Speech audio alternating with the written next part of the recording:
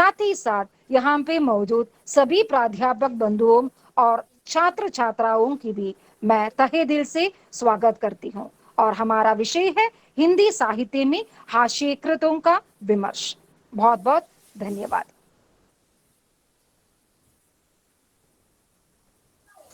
सुशीला जी शुरू करें? जी हाँ, ठीक है। धन्यवाद।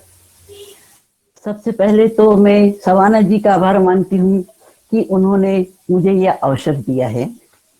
इस स्नातकोत्तर विभाग एवं शोध केंद्र हिंदी विभाग द्वारा आयोजित व्याख्यानमाला के इस चौथे व्याख्यान में हिंदी साहित्य में हास्य कृतों का विमर्श इस विषय पर बोलने के लिए मुझे शासकीय महिला महाविद्यालय तिरुवनंतपुरम में के इस वेबिनार में आमंत्रित किया है। धन्यवाद।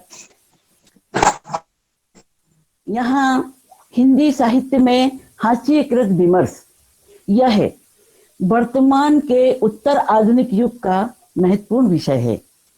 सभी भाषाओं में इस विषय पर अब विचार विमर्श और विषय विश्लेषण किया जा रहा है।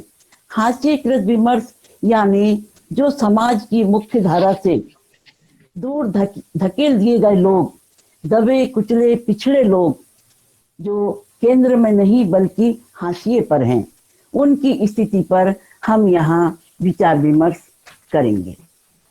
हिंदी साहित्य में हास्यकृतों का विमर्श की खोज करना ये तो बहुत लंबा विषय है, बड़ा विस्तार पूर्वक है। हिंदी साहित्य यानी मुख्य धारा का साहित्य, यह उच्च एवं मध्य वर्ग के साहित्यकारों द्वारा लिखा गया साहित्य है। मुख्य धारा के साहित्य में हास्यकृतों की स्थिति और उनकी समस्याओं को उस रूप में नहीं बताया गया है जैसा कि बाद में स्वयं हाशिए के लोगों ने अपने लिए लिखा है। इन हाशिए के लोगों का साहित्य ही दलित साहित्य के रूप में उभर कर सामने आया है। हाशिए के समाज और मुख्य धारा के समाज में जो अंतर है वही अंतर हास्यकृत साहित्य में और मुख्य धारा के साहित्य में अंतर है।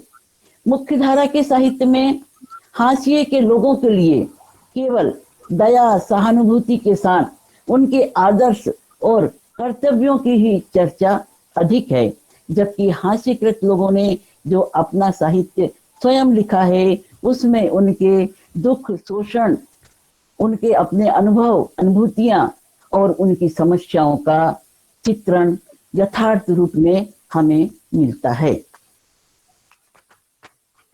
हाशिए के समाज में सभी शोषित पीड़ित जातियां हैं, जिनमें मछुआरे, कंजर, तमाशा दिखाने वाले, पत्थर काटने वाले, बेढार जाति के लोग, पारधी अर्थात SC ST, भटके विमुक्त गरीब, जो सदियों से शोषित पीड़ित रहे हैं, वे दमित शोषित लोगों को बेकसूर होने पर भी अपराधी घोषित कर दिया जाता है और इस कारण उनको उत्पीड़ित किया जाता है। इन सभी लोगों के विषय में हमें जानना है। इन्हें सामान्य मानव अधिकारों से भी वंचित रखा जाता था। वैश्वीकरण, निजीकरण और औद्योगिकरण के युग में इनकी प्रगति बहुत कठिन है, उनके अस्तित्व को भी नकारा जाता है। इसी तरह समाज में संपूर्ण नारी वर्ग की स्थिति भी सदियों से शोषित पीड़ित रही है। सवर्ण संपन्न स्त्री की स्थिति भी अपने घर और परिवार में हाशिए पर ही रहती है। कुछ परिवारों में स्त्रियां केंद्र में रहती हैं, लेकिन उन्हें फिर भी वैसे अधिकार नहीं रहते हैं जो उनके घर के पुरुषों को सहज ही प्राप्त होते हैं। तब स्त्री की स्थिति हाशिए पर ही मानी जाएगी। भारत का संविधान एक विस्तृत दस्तावेज है। उसी के आधार पर संक्षेप में गिरिधर गमांक जी ने छोटे ग्रंथ की रचना की है। इस और संपादित रूप में लिखी गई उनकी इस रचना का नाम है अनुसूचित जाति और अनुसूचित जनजाति संबंधी संविधानिक उपबंध। इस पुस्तक का प्रथम संस्करण 1996 में हिंदी में छपा। इसके प्रकाशक हिमालय पब्लिशिंग हाउस, गिरगांव, केलेवाड़ी, मुंबई है। इस पुस्तक में संविधान के उन अनुच्छेदों का विवरण है जो विशेष रूप से एससी, एसटी और स्त्रियों के हित और समानता के अधिकारों से संबंधित हैं। पुस्तक के परिचय में देश के लिखित संविधान के विषय में लिखा है, हमारा संविधान समता और न्याय की सुदृढ़ भित्ति पर आधारित है। यह लोगों के धर्म, जाति, प्रजाति, लिंग, जन्म स्थान के आधार पर भेदभाव का निषेध करता है। संविधान के अनुच्छेद 14 में संकलित है, सार्वजनिक स्थानों पर किसी भी प्रकार के भेदभाव नहीं होगा। मगर फिर भी हमारे भारतीय समाज में हर प्रांत में, हर शहर, हर गांव में भेदभाव अभी भी किया जाता है। इसी तरह अनुच्छेद 16 में लिखा है, अवसर की समानता की बात होगी। स्त्री, पुरुष, दलित, सवर्ण सभी को एक जैसे अधिकार प्राप्त होंगे। यह लिखित संविधान की बात है, लेकिन सामाजिक व्यवहार में यह भी कहीं दिखाई नहीं देता है। अनुच्छेद 17 में लिखा है, अस्पृश्यता का अंत किया जाता है। ये जब लिखा गया था तब से आज तक बहुत समय बीत गया है, लेकिन समाज में अभी भी अस्पृश्यता किसी न किसी रूप में मौजूद है। इन सब कारणों को हमें देखना है। ये जो भेदभाव के आचरण हैं, जिसे कि कानूनी अपराध बताया गया था। अनुच्छेद 46 में लिखा है, अनुसूचित जातियों, जनजातियों और अन्य कमजोर वर्ग के शिक्षा और आर्थिक हितों की अभिवृद्धि की जाएगी। यह हमारा संविधान बताता है। लेकिन जब सत्ता बदलती है, सरकार बदलती है, वो अपने विचार, अपने विचारधारा के अनुसार समाज में फिर से वैसे ही कानून लागू करती है जो समाज के व्यवहार में दिखाई देते हैं। लिखित रूप में इन अधिकारों के बाद भी दलित, आदिवासी और स्त्रियों के साथ समता सम्मान का व्यवहार अभी भी नहीं किया जाता है। ऐसे ही हाशिए के लोगों के हित में समता सम्मान और भाईचारा की प्राप्ति के लिए सामाजिक आंदोलन शुरू किए गए हैं, और इन आंदोलनों के साथ जो लिखित विचार समाज के सामने आए हैं, उन्हें ही दलित साहित्य के रूप में देखा जा रहा है। दलित आंदोलन की अपनी विचारधारा है, जो कि बाबा साहब अम्बेडकर, भीमराव अम्बेडकर की अपनी विचारधारा है। इस आंदोलन के द्वारा ही समाज में जागृति लाई गई है, और इस जागृति के साथ अब लोग समझने लगे हैं कि उनके साथ किस तरह का अन्याय, अत्याचार हो रहा है। तो हमारे देश की समाज व्यवस्था विषमतावादी है। जो उच्च वर्ण हैं वे उच्च कहलाते हैं, जो निम्न वर्ण हैं उनको निम्न माना जाता है। जैसे कि कई मंजिला इमारत है जिसमें अलग अलग जाति के लोग, वर्ण के लोग एक एक मंजिल में रहते हैं। सबसे ऊपर सवर्ण उच्च जाति के लोग, सबसे नीचे निम्न जाति के लोग, और यहाँ एक मंजिल से दूसरे मंजिल को जाने का किसी प्रकार का रास्ता नहीं बनाया गया है। ये हमारे समाज की विषमतावादी स्थिति है, और इसका कारण है हमारी भारतीय समाज व्यवस्था में वर्ण भेद, ब्राह्मण, क्षत्रिय, वैश्य, शूद्र, ये वर्णों की व्यवस्था जो प्राचीन काल से की गई थी, आज भले ही वर्ण को इस रूप में नहीं माना जाता है, लेकिन फिर भी जाति व्यवस्था के रूप में वर्ण का अपना महत्व आज भी मौजूद है। जाति भेद में उच्च वर्ण की जातियां, निम्न वर्ण की जातियां, इनमें जो भेदभाव किया जाता है, जहां तक कि एक ही ब्राह्मण जाति में भी उच्च निम्न जातियां मानी जाती हैं। दलितों में भी कई निम्न जातियां ऐसी हैं जो दलित होने के बाद भी एक दूसरे से छोटी बड़ी अपने आप को मानती हैं। और एक अंतर है समाज में लिंग भेद, स्त्री पुरुष के बीच का भेद। स्त्रियां निम्न मानी जाती हैं, द्वितीय स्थान पर मानी जाती हैं, जबकि पुरुष प्रथम स्थान पर। तो ये जो पुरुष को प्रथम स्थान है, यह मनुवादी समाज व्यवस्था से ही उसे प्राप्त हुआ है। और ऐसी व्यवस्था से पुरुष अपने आप को समाज का, परिवार का सर्वे सर्वा मानता है और स्त्रियों को अपने से पीछे मानता है। स्थिति यह होती है कि पुरुष स्वामी है और स्त्रियां उसकी दासी। तो ये जो दासी और स्वामी का संबंध है, इसका विरोध होना चाहिए। स्त्री पुरुष को लिंग भेद के आधार पर कोई भेद ना माना जाए, बल्कि उन्हें समान महत्व दिया जाना चाहिए।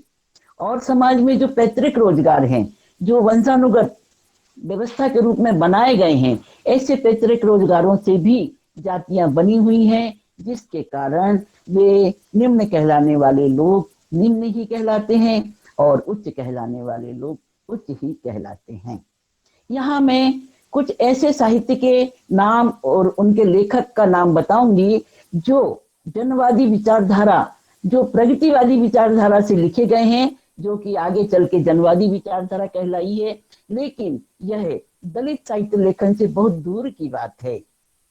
प्रगतिशील साहित्य में, प्रगतिवादी साहित्य में और जनवादी साहित्य में दलितों के जीवन की दुख और उनकी समस्याओं का उल्लेख जरूर किया गया है, लेकिन समाधान के रूप में वह दिशा नहीं बताई गई है जो दलित साहित्य में बाबा साहब अम्बेडकर की विचारधारा से हमें ज्ञात होती है और जो समाज को संदेश देती है।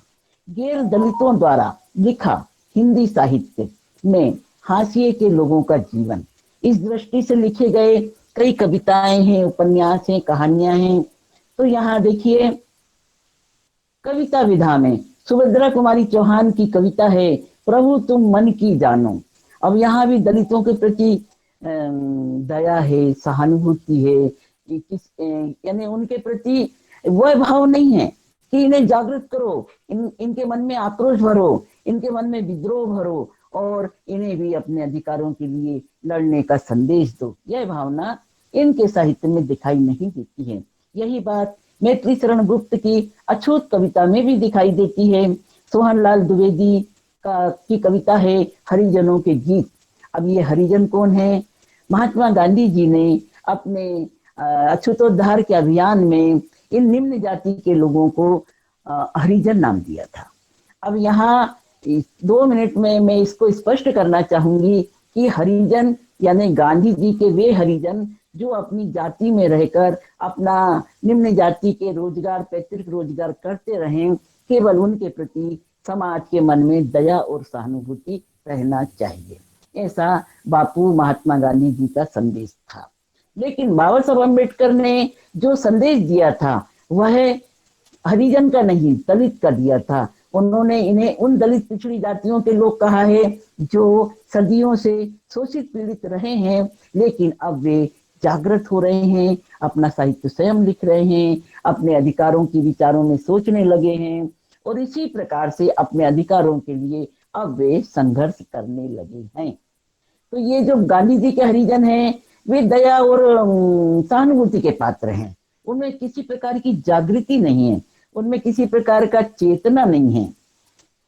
इसी तरह नरेंद्र शर्मा की कविता है सदियों से सोए जाग उठे। ये जाग उठे हैं दलित पिछड़े वर्ग के लोग, लेकिन जाग कर भी वही काम कर रहे हैं जो उनसे अपेक्षा की जा रही है कि वे वैसे ही रहें, अपने कर्तव्य पूरे करते रहें। नागार्जुन जी की कविता है हरिजन गाथा, बहुत प्रसिद्ध है, बड़ी क्रांतिकारी मानी जाती है, लेकिन फिर भी दलित चेतना के आधार पर, अम्बेडकरवादी विचारधारा के आधार पर उसमें वह चेतना नहीं है जो कि होना चाहिए, क्योंकि कविता का नाम ही है हरिजन गाथा। हरिजन गांधी जी के वे हरिजन जिनमें किसी प्रकार की जागृति नहीं है, आक्रोश नहीं है, परिवर्तन की चाह नहीं है, बल्कि वे जैसी स्थिति है उसी में खुश हैं और अपने कर्तव्य पूरे करते हुए अपने आदर्श को समाज के सामने प्रस्तुत कर रहे हैं। धूमिल की कविता है मोची राम।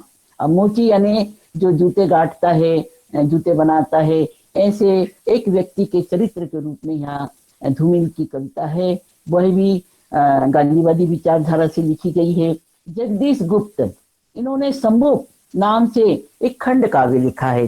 संभोग पात्र दलित साहित्य के कुछ पात्र ऐसे हैं जिनके आधार पर यानी सदियों के शोषण की कथा को प्रस्तुत किया जाता है। जैसे एकलव्य है, कि गुरु द्रोणाचार्य ने उनके साथ बहुत बेईमानी की, और जब उन्होंने देखा कि वे अर्जुन से भी ज्यादा धुरंधर, तीरंदाज, जब यानी संभूक जो ये है पात्र, वह है एक अलग पात्र है, रामायण का पात्र है, जिसमें सम्मुख तपस्या करने चला था, जिसके कारण राम के राज्य में यह प्रचार किया गया कि अगर सम्मुख जैसा दलित पात्र तपस्या करेगा तो ये व्यवस्था बदल जाएगी, बिगड़ जाएगी। ये तपस्या पूजा पाठ करने का अधिकार सिर्फ ब्राह्मणों को है। तो की स्थिति में दलितों को, निम्न जाति के लोगों को अपने निश्चित आचरण से अलग आचरण करने की परमिशन, यानी उनको वैसी नहीं दी जानी चाहिए, ताकि यह व्यवस्था इसी तरह जातिवादी रूप में बनी रहे। तो जगदीश गुप्त ने जो सम्मुख खंड काव्य लिखा है, उस सम्मुख के बारे में तो लिखा है, लेकिन वह उतना क्रांतिकारी नहीं है कि वो राम का विरोध कर सके और किसी तरह इस व्यवस्था को तोड़ने की बात कर सके। नरेश मेहता का सबरी खंड काव्य है।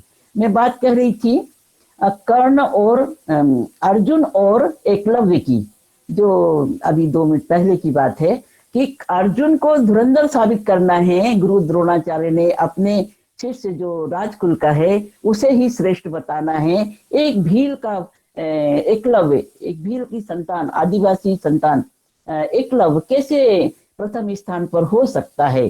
तब उन्होंने यानी एकलव्य से गुरु दक्षिणा के रूप में उसके हाथ का अंगूठा मांग लिया था, ताकि वह ठीक से तीर ना चला सके और अर्जुन से बड़ा धुरंधर ना कहलाए। तो ये पात्र चाहे सबरी हो, सम्मुख हो, कर्ण हो, उसके साथ भी यानी कि ये किया गया है कि वह नदी में बहती हुई मंजूषा में प्राप्त हुआ था, उसके माता पिता का पता नहीं है, तो वह भी एक प्रकार से दलित शोषित पात्र है। तो इन पात्रों की भी अलग घटनाएं हैं, अलग उनकी कहानियां हैं। दलित जीवन से संबंधित गैर दलितों द्वारा कई उपन्यास भी लिखे गए हैं, जिनमें हम सबसे पहले प्रेमचंद जी का नाम लेते हैं कि प्रगतिवादी साहित्य सबसे अधिक प्रेमचंद जी ने ही शुरू किया और उन्होंने ही सबसे ज्यादा लेखन किया, और वहीं से प्रेमचंद के साहित्य में दलित साहित्य को माना जाता है। अक्सर मैं देखती हूँ, कई सेमिनारों में जाती हूँ, तो मैंने देखा है कि वहाँ के जो सवर्ण शोधार्थी और उनके सवर्ण मार्गदर्शक जो बच्चों को मार्गदर्शन करते हैं दलित साहित्य लेखन या उसके शोध के लिए, तो वे अक्सर पौराणिक काल से दलितों की खोज करते हैं और प्रेमचंद के साहित्य पर अपने शोध को समाप्त कर देते हैं। यानी प्रेमचंद के बाद जो दलित साहित्य, दलित चेतना का साहित्य आया है, उस पर कोई चर्चा नहीं होती, दलित साहित्यकारों के नाम नहीं लिए जाते, उनका लेखन की चर्चा नहीं होती। तो ये बड़ी विचित्र बात है। स्वयं महाराष्ट्र में मैंने ऐसे कई सेमिनार अटेंड किए हैं जहाँ शोधार्थियों ने अपने दलित साहित्य पर आलेख वाचन पढ़े हैं और उन्होंने अपना आलेख प्रेमचंद के साहित्य पर ही समाप्त किया है।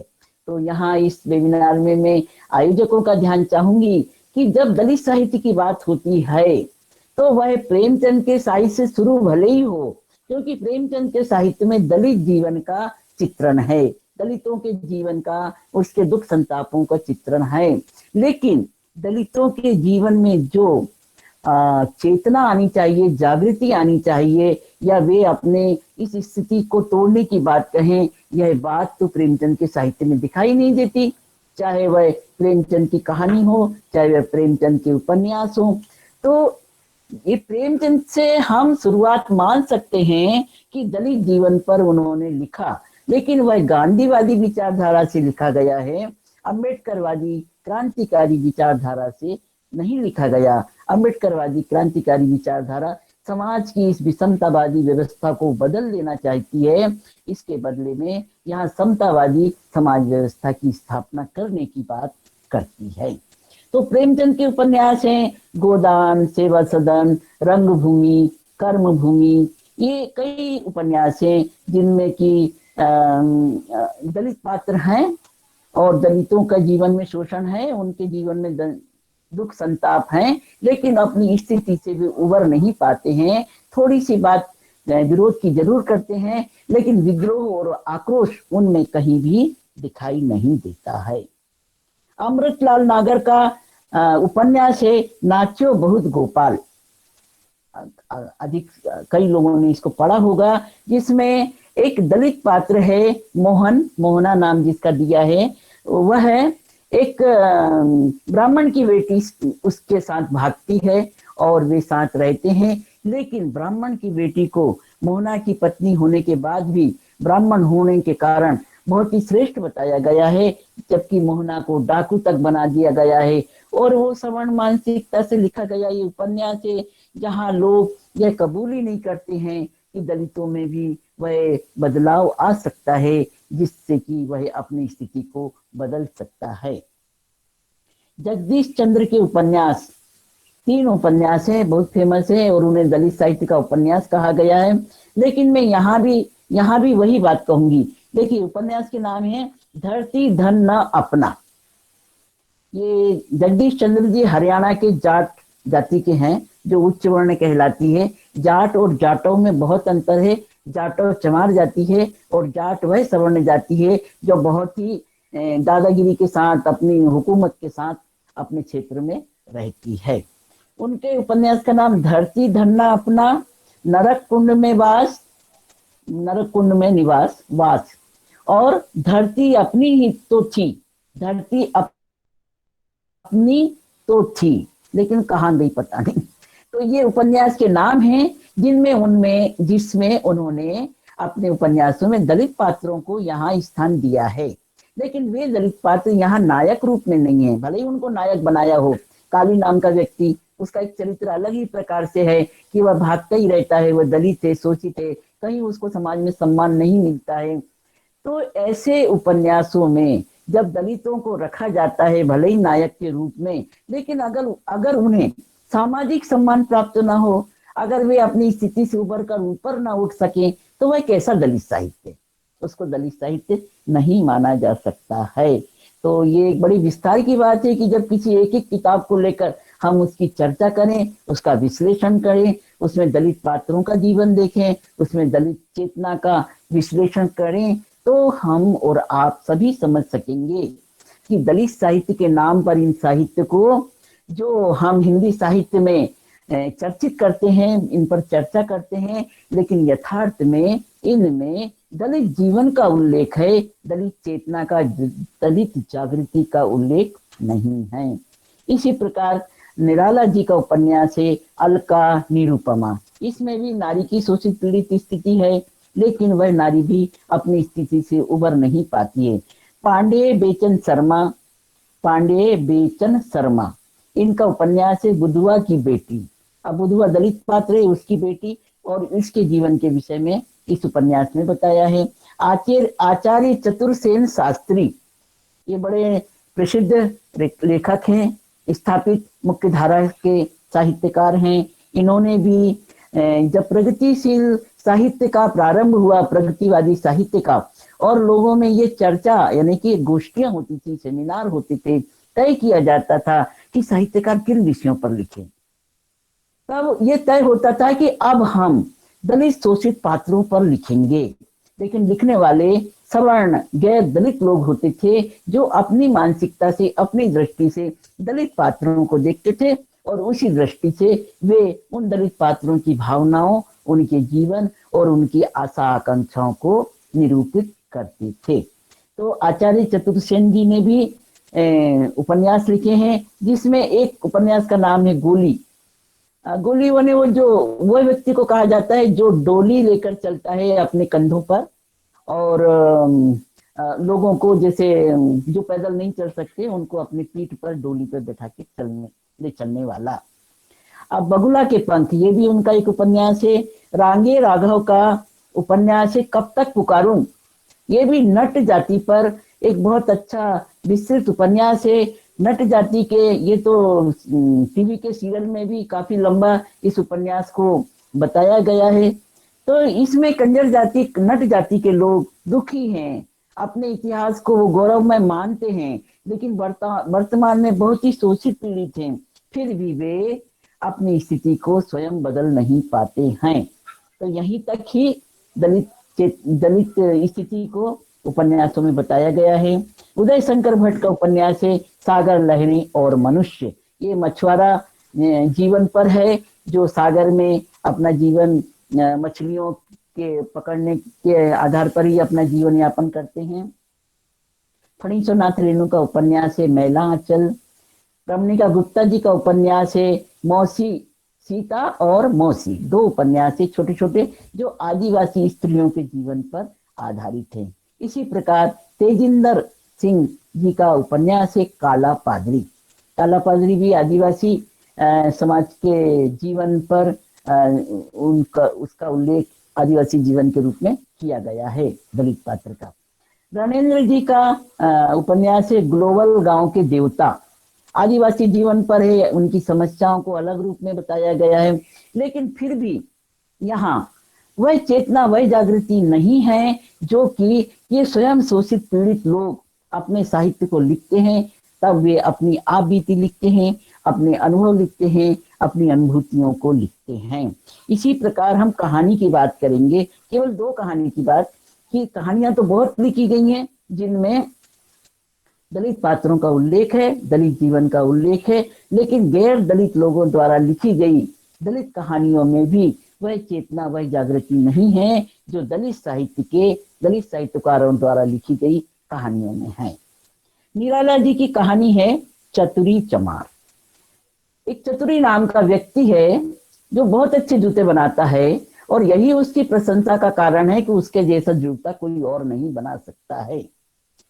तो यहाँ निराला जी के संपर्क में, निराला जी इतने अच्छे हैं, सवर्ण हैं, ब्राह्मण हैं, लेकिन वे इतने भेदभाव को नहीं मानते हैं, जाति भेद को। वे अक्सर अपने मोहल्ले के आसपास के चमारों को इकट्ठा करते हैं, उन्हें भोजन कराते हैं, वे स्वयं भी उनके साथ भोजन कर लेते हैं, उनको अपने घर में बुलाते हैं, और ब्राह्मण वर्ग के लोग उनका विरोध करते हैं। फिर भी निराला जी चतुरी चमार का ऐसा चरित्र चित्रण नहीं कर सके जो अम्बेडकरवादी विचारधारा से होना चाहिए था। उस पर दया है। उसका बेटा भी जब पढ़ना चाहता है तो वह पढ़ नहीं पाता है, वह भी आगे चल के अपने पिता का काम करेगा, जूता बनाने का काम करेगा। तो हमारी इस कहानी से हमें क्या संदेश मिलता है? यह तो बड़ा महानता की बात है कि निराली जी चमार के साथ खा पी लेते हैं, उनको अपने घर में बुला लेते हैं, लेकिन क्या वे सही मायने में अपने साहित्य में एक चमार जाति के व्यक्ति को या निम्न जाति के व्यक्ति को इतना परिवर्तनशील रूप में स्थापित कर सकते हैं? एक उच्च रूप में स्थापित नहीं कर पाए। इसी तरह प्रेमचंद की कहानी है कफन, और उसे बड़ी दलित साहित्य कहानी माना जाता है, लेकिन कफन कहानी के जो पात्र हैं गीसू और माधव, वे जो अलाव में आलू भून के खा रहे हैं, उनकी बहू जो है वह प्रसव पीड़ा से पीड़ित है, और जब वो मर गई है उसके कफन के पैसे से भी वे शराब पी जा रहे हैं। तो क्या दलित, संपूर्ण दलित ऐसे ही होते हैं? क्या उनमें किसी प्रकार की दलित चेतना नहीं होती है? अपने परिवार के प्रति दया भाव नहीं होता है? ये विचार है। तो यहाँ मैंने ये बताना चाहा है कि गैर दलितों के साहित्य में, दलितों के विषय में जो कुछ लिखा गया है, क्या हम उसे सही मान सकते हैं, यथार्थ मान सकते हैं? और गांधीवादी विचारधारा से दया और सहानुभूति के द्वारा के साथ जो लिखा गया है वह केवल दलित साहित्य नहीं कहला सकता है, क्योंकि दलित साहित्य वह है जिसमें दलित चेतना है, अपनी स्थिति का अनुमान है, अपनी स्थिति की जानकारी है, और स्थिति को बदल देने के लिए वे संघर्षरत हैं। ऐसे ही लोगों को दलित कहा गया है, और ऐसे ही विचारधारा से लिखे गए साहित्य को दलित साहित्य कहा गया है। अभी तक साहित्य को समाज का दर्पण कहा जाता था, कि हम जो समाज में है वही इस दर्पण में साहित्य में दिखाई देता है, लेकिन सही मायने में ऐसा नहीं रहा, क्योंकि अलग अलग कालखंड में जो साहित्य रचे गए उसका प्रतिबिंब तो साहित्य में दिखता है, लेकिन साहित्य में शुरू से ही, सिरे से ही दलित जीवन को उस रूप में नहीं बताया गया जैसा कि यथार्थ में समाज में था। जब नारी शिक्षा की बात की जाती है प्राचीन काल में, वेद उपनिषद के काल में, तो गिनी चुनी उन 2-4 महिलाओं का लोपामुद्रा, मैत्रेयी, ये सब ऐसी महिलाएं हैं जो गुरुकुल की थी, ऋषि मुनियों की पुत्रियां थी, जो बचपन से अपने पिता के ज्ञान को, व्याख्यान को सुनती रही थी। तो ऐसे लोगों को बताया गया है कि प्राचीन काल से महिलाएं शिक्षित होती थी और वे पूरा ज्ञान शास्त्र सब कर सकती थी। तो ये सामान्य समाज की बात नहीं थी, बल्कि समाज के गिने चुने कुछ परिवार या कुछ लोगों की ही बात थी। तो यहाँ यह दर्पण अब झूठा हो गया है, क्योंकि सच्चा दर्पण वह है जो समाज का यथार्थ बताता है। यहाँ आधुनिक काल के साहित्य में अनेक वाद और प्रवृत्ति के अनुसार बदलते समय के साथ समाज का चित्रण हुआ है, मगर तब भी समाज का पूर्व सत्य साहित्य में पूर्ण रूप से चित्रित नहीं हुआ। यह सत्य मराठी साहित्य में 1960 से शुरू हुआ है, जिसका नाम दिया गया है दलित साहित्य, मराठी दलित साहित्य, और यही हिंदी क्षेत्र में आया है 1980 के दशक में हिंदी दलित साहित्य के रूप में। और यही वह साहित्य है जिसमें दलित स्त्री पुरुष, स्त्री वेदना चेतना और आदिवासी जीवन की यानी समस्याएं, इन सभी को यथार्थ रूप में चित्रित किया गया है और देखा भी जा सकता है। आधुनिक उत्तर आधुनिक युग जो आज का समय कहलाता है, आधुनिक युग के बाद भी उत्तर आधुनिक युग, इस युग को विमर्शों का युग कहा जाता है। विमर्श, ये विमर्श कैसे शुरू हुए हैं? जिनके जीवन में समस्याएं थी, स्त्री जीवन, दलित जीवन, आदिवासी जीवन, और उसके बाद और भी विमर्श जुड़ते गए हैं। तो उत्तर आधुनिक साहित्य में सर्वप्रथम यह सत्य दलित विमर्श के रूप में आया है। इसके बाद स्त्री विमर्श, आदिवासी विमर्श के साथ यह विस्तार पाता रहा, और इन विमर्शों के क्रम में अब बहुजन विमर्श, किसान विमर्श, वृद्ध विमर्श, किन्नर विमर्श, इस तरह के अनेक विमर्श भी जुड़ते जा रहे हैं। समाज में इन विमर्शों की आवश्यकता क्यों हुई? जैसा कि हमारा आज का विषय है, विमर्श कृत्यों का हाशिए, हिंदी साहित्य में हाशिए कृत्यों का विमर्श, ये जो हमारा आज का विषय है, इसी संदर्भ में हम इन विमर्शों की बात कर रहे हैं और नए नए विमर्श जुड़ते जा रहे हैं। अभी विकलांग विमर्श भी शुरू हुआ है, जिन्हें कि दिव्यांग कहा जा रहा है। यह अलग बात है कि विकलांग को दिव्यांग कहना कहाँ तक ठीक है। तो समाज में इन विमर्शों की आवश्यकता क्यों हुई, यह विचारणीय प्रश्न है।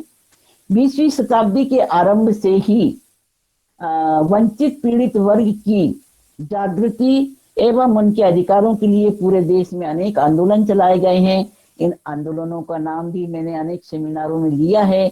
यहाँ भी मैं कहना चाहूंगी कि जैसे बंगाल में चांद गुरु ने सामाजिक समता का आंदोलन चलाया था, पंजाब में बाबू मंगूराम ने यह आंदोलन चलाया, उत्तर भारत में स्वामी अच्युतानंद ने आंदोलन चलाया, केरल में श्री नारायण गुरु और अयंकाली, इनका आंदोलन चला जो जाति भेद, छुआछूत, इसके विरोध में था। और साथ ही स्त्रियों को का जीवन तो कितना विवश था दलित स्त्रियों का, उसके विषय में हम बात करेंगे। तो यहाँ तमिलनाडु में पेरियार रामास्वामी, महाराष्ट्र में महात्मा ज्योतिबा फुले और डॉक्टर भीमराव अंबेडकर, इनके आंदोलन से समाज में बहुत परिवर्तन हुआ है, स्थिति बहुत बदली है। महाराष्ट्र के पेशवा काल में स्थिति क्या थी, हमारा इतिहास है कि दलित, अछूत, और तब तो दलित शब्द नहीं आया था, अछूत जाति के लोग गांव के बाहर रहते थे। जब सूरज आसमान में सबसे ऊपर रहता था और उनकी परछाई लंबी ना पड़े, ऐसे समय में उनको गांव में जाने की ये थी, अनुमति थी। और या तो सूरज निकलने के पहले गांव में जाकर वे सफाई का काम किया करते थे। और अगर उनकी परछाई भी किसी सवर्ण व्यक्ति पर पड़ जाए तो उनकी परछाई से वह व्यक्ति दूषित हो जाता था, यानी अपवित्र हो जाता था, फिर उसे नहाना पड़ता था, गंगा जल छिड़कना पड़ता था। और इसके साथ ही दलितों को सड़कों पर, रास्तों पर थूकने की अनुमति नहीं थी। उनके गले में ऐसा छोटा गड़वा बोलते मटकी छोटी, वह बंधा रहता था कि अगर उन्हें को थूकना है तो गले में बदी बदी मटकी में ही वे थूकेंगे और वह थूक उनके गले में ही रहेगा, मतलब गले में बंदी मटकी में रहेगा। कितनी बीभत्स बात थी, कितनी गंदी बात थी कि ऐसे इंसानों को इंसान ही नहीं समझा जाता था, बल्कि उन्हें जानवर से भी बदतर समझा जाता था। उनकी कमर पर झाड़ू बंदी होती थी कि जब वे चलेंगे तो उन पीछे पीछे झाड़ू, जो फर्राटा होता ना जो सब फैला हुआ, कि वो चलते समय उनके पीछे पीछे चलेगा और उनके पैर के निशान भी मिटाता चलेगा। किसी दलित का पैर का निशान पर अगर कोई सवर्ण अपना पांव रख दे तो वह अपवित्र हो जाता है। ये महाराष्ट्र की बात है, पेशवाओं के काल की बात है कि दलितों अछूतों के साथ कितना दुर्व्यवहार और कितनी अमानुषिक व्यवहार किया जाता था। इनको अच्छे कपड़े पहनने की अनुमति नहीं थी, इनको कोई सोना चांदी तो बहुत दूर की बात है, किसी अच्छी तरह रहने की भी अनुमति नहीं थी। तो ऐसी स्थिति में जीने वाले लोग आज उनके जीवन में परिवर्तन आया है। तो ये परिवर्तन कैसे आया, वह आंदोलन से ही संभव हो सका है, और ये आंदोलन भी बहुत पहले से चला है। तो ये बाबा साहब अम्बेडकर के जीवन पर्यंत का ये संघर्ष है, और उसके पहले महात्मा ज्योतिबा फुले ने भी महाराष्ट्र में सामाजिक समता के लिए बहुत प्रयास किए। उन्होंने अपने घर का हौज दलितों के लिए, अछूतों के लिए खोल दिया था। वे अछूतों के बच्चों को शिक्षा देते थे। उनकी पत्नी सावित्रीबाई फुले, उसे जो अनपढ़ थी, विवाह के समय 9 वर्ष की अवस्था में विवाह होने के बाद वह ज्योतिबा के पास साथ आ गई थी। उन्होंने उसे पढ़ाया, शिक्षा दी, उसे शिक्षिका बनाया। और सावित्रीबाई फुले भी दलित लड़कियों को, दलितों को, बच्चों को इकट्ठा करके उन्हें शिक्षा देने का काम करती थी। तो जब डॉक्टर अंबेडकर ने भी शिक्षा प्राप्त की और वे स्कूल जाते थे तब उनके साथ भी जाति भेद का व्यवहार होता था। उन्हें कक्षा में नहीं, कक्षा से बाहर जहाँ सबके जूते चप्पल रहते थे वहां बैठने का को कहा जाता था।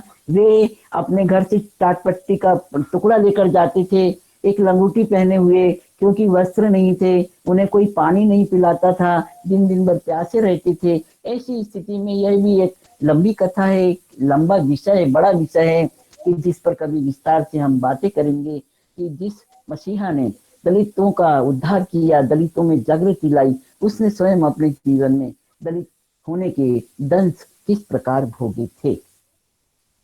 तो इन आंदोलनों की आवश्यकता हुई जिसने समाज में परिवर्तन किया। केरल में भी जाति व्यवस्था का कितना बड़ा इतिहास है, शोषण का, अत्याचार का। दलित स्त्रियों को कमर के ऊपर वस्त्र पहनने की ही अनुमति नहीं थी। और केरल वासी इस बात को जानते होंगे, या जो उच्च वर्ण के लोग वे इस बात को स्वीकार ही नहीं करते हैं कि यह जो व्यवहार किया गया क्या वह ठीक था। और दलितों की परछाई किसी मंदिर परिसर में नहीं पड़ना चाहिए, कौन सी स्थिति, कहाँ से कहाँ उसे कितनी दूर रहना है, ये सब निश्चित नियम बनाए गए थे। और दक्षिण में तो सबसे अधिक कर्मकांड धर्मांधता रही है, जिसके कारण दलितों का शोषण उत्पीड़न भी बहुत ज्यादा हुआ है। अभी मैं देखती हूँ कि स्थिति बदली है और दलितों में से कई लोग क्रिश्चियन बने हैं, लेकिन फिर भी जो अभी दलित हिंदू हैं वे अभी भी जाति भेद का और अपमान का जीवन जीते हैं। और दलितों के साथ स्त्रियों की स्थिति भी मैंने देखी है कि वे शिक्षित हैं, बहुत आगे बढ़ गई हैं, ऊंचे पदों पर आसीन हैं, लेकिन फिर भी घर परिवार में जो पुरुषों की सत्ता को प्रथम स्थान है वह स्त्रियों को नहीं मिल पाया है। स्त्रियां कितनी समान हैं, या तो वे विद्रोह करके उस परिवार से अलग हो जाएं तभी पूरी तरह स्वतंत्र हो सकती हैं, लेकिन परिवार में रहना भी जरूरी है, और परिवार में रहना है तो पुरुष सत्ता को स्वीकार करना ही है। तो ऐसी स्थिति में नारी जागृत होकर अपने अधिकारों को कितना सुरक्षित रख पाती है या अपने अधिकारों का कितना उपयोग कर पाती है, यह उस नारी पर निर्भर है और सामाजिक चेतना पर कि समाज कितना परिवर्तन कबूल करता है। तो ये जो भेदभाव की भावना है, नारी स्त्री के प्रति उसे छोटा मानने की, पीछे मानने की भावना है, इस सब के पीछे है हमारे स्मृति काल में लिखे गए मनुस्मृति ग्रंथ। इस ग्रंथ ने ही सामाजिक व्यवस्था के नियम तय किए थे, जिसके आधार पर वर्ण भेद, जाति भेद, स्त्री पुरुष भेद, इस सबको समाज में लागू किया था एक धर्म के नाम पर। और धर्म मानना जरूरी होता है, लोगों में धर्म के प्रति भय होता है कि अगर धर्म नहीं मानेंगे तो अधर्म हो जाएगा, पाप हो जाएगा, और पाप से बचना है तो धर्म ग्रंथों में दिए गए नियमों को मानना ही पड़ेगा कि किसी अछूत को नहीं छूना है, उसके घर का, उसके हाथ का छुआ पानी नहीं पीना है। इसको अगर धर्म कह दिया जाए और समाज में इसको लागू किया जाए, तब धर्म की क्या परिभाषा होना चाहिए, यह बात आज की युवा पीढ़ी समझ सकती है। तो यहाँ इन आंदोलनों की जो आवश्यकता हुई, इसके भी कई कारण हैं कि समाज व्यवस्था में जो विषमतावादी व्यवस्था थी उसे मिटाकर, जातिवादी व्यवस्था को तोड़कर, वर्णवादी व्यवस्था को तोड़कर समाज में समतावादी व्यवस्था को लाना चाहिए। जो शोषित पीड़ित थे, जो इसका तकलीफ उठा रहे थे, दंश भोग रहे थे, उन्होंने ही इस संबंध में विद्रोह किया था। ये शोषण अपमान से मुक्ति पाना चाहते थे। अपनी व्यथा कथा का चित्रण उन्होंने अपने साहित्य में किया है। तो अब यहाँ मैं बात कर रही हूँ कि सहानुभूति के रूप में जो पूर्ण सत्य नहीं है, वह साहित्य दलितों का साहित्य होकर भी उनका नहीं है। सही मायने में दलित साहित्य या दलितों का साहित्य वह है जिनमें दलितों के जीवन का यथार्थ चित्रण है। और अब हमें यह समझना है, दलित उन्हें कहा गया है जो सदियों से शोषित पीड़ित रहे हैं, जो वंचित रहे हैं, अच्छे अवसर जिनको नहीं मिल सके हैं, उच्च यानी शिक्षा पाने का, नौकरी पाने का, प्रगति करने का, ये अवसरों से वंचित रखे गए लोग, चाहे वह आदिवासी समाज हो, वे स्वयं ही डरकर शहरों से दूर रहे, जंगल कंदराओं में रहे, पहाड़ों पर रहे, चाहे किन्नर वर्ग के लोग, उनके प्रति सामाजिक मानसिकता ही ऐसी थी कि ये तो अधूरे लोग हैं, ना स्त्री है ना पुरुष है, ये किसी काम के ही नहीं है, ये कुछ समाज के लिए फायदेमंद नहीं है, इसलिए उनको बहुत निकृष्ट माना गया था। उनके प्रति समाज की मानसिकता ही ऐसी थी कि उन्हें, जो शब्द मैं आगे बताऊंगी किन्नर विमर्श के संबंध में, तो अब हम देख रहे हैं कि सबसे पहले ये समझना होगा कि विमर्श यानी क्या। विमर्श का अर्थ है किसी विषय पर विचार विमर्श करना, चर्चा करना, उस विषय का विश्लेषण करना, उस पर समग्र रूप से सोचना, विचारना, समझना, उससे संबंधित समस्याओं का अध्ययन करना और उन समस्याओं के निराकरण के उपाय सुझाना, उस पर वाद विवाद और बहस के द्वारा विषय का स्पष्टीकरण करना। यह शोषित पीड़ितों की समस्याओं को केंद्र में रखकर लिखे गए साहित्य पर किया जाने वाला विचार विमर्श है, जिसे हास्यकृत विमर्श कहा जाता है। अभी एक छोटी सी घटना 1-2 मिनट में बताना चाहूंगी कि मैं पांडिचेरी गई थी फरवरी 2020 में, और वहाँ जो हिंदी विभाग में सेमिनार रखा गया था वह है छायावाद के 100 वर्ष। तो ठीक है, छायावाद पर लोगों का अध्ययन, मनन, चिंतन और विचार विनिमय हुआ, लेकिन वहाँ 2 PhD स्वीकृत की गई थी और उनका वाइवा भी था और उनके विषय में बताया गया था। तो वो 2 PhD के विषय थे क्षत्रिय विमर्श, ब्राह्मण विमर्श। यानी क्षत्रियों के बारे में पूरी जानकारी इकट्ठी करना, वे किस तरह शोषण करते थे, किस तरह अपना दबंग व्यवहार करते थे, ये भी क्या विमर्श का विषय होना चाहिए। ब्राह्मण विमर्श, वे अपनी उच्चता को देख रहे हैं, अपने कुलों का, अपने पूर्वजों का, यानी जो उनका अधिक मान सम्मान था, उनकी उच्च श्रेणी मानी गई थी, उस पर वे अपना विचार व्यक्त कर रहे हैं। तो ये विचार विमर्श किन पर किया जाना चाहिए? जो शोषित पीड़ित है, जिनके समस्याओं पर विचार करने की आवश्यकता है। ब्राह्मण क्षत्रिय हमेशा उच्च रहे हैं, अधिकार संपन्न रहे हैं, सम्मानित लोग रहे हैं, उनके लिए विचार विमर्श करना, तो ये जिन्होंने इस तरह का विषय तय किया या इस तरह का विषय दिया गया, ये उनकी अपनी मानसिकता और विचारधारा की बात है।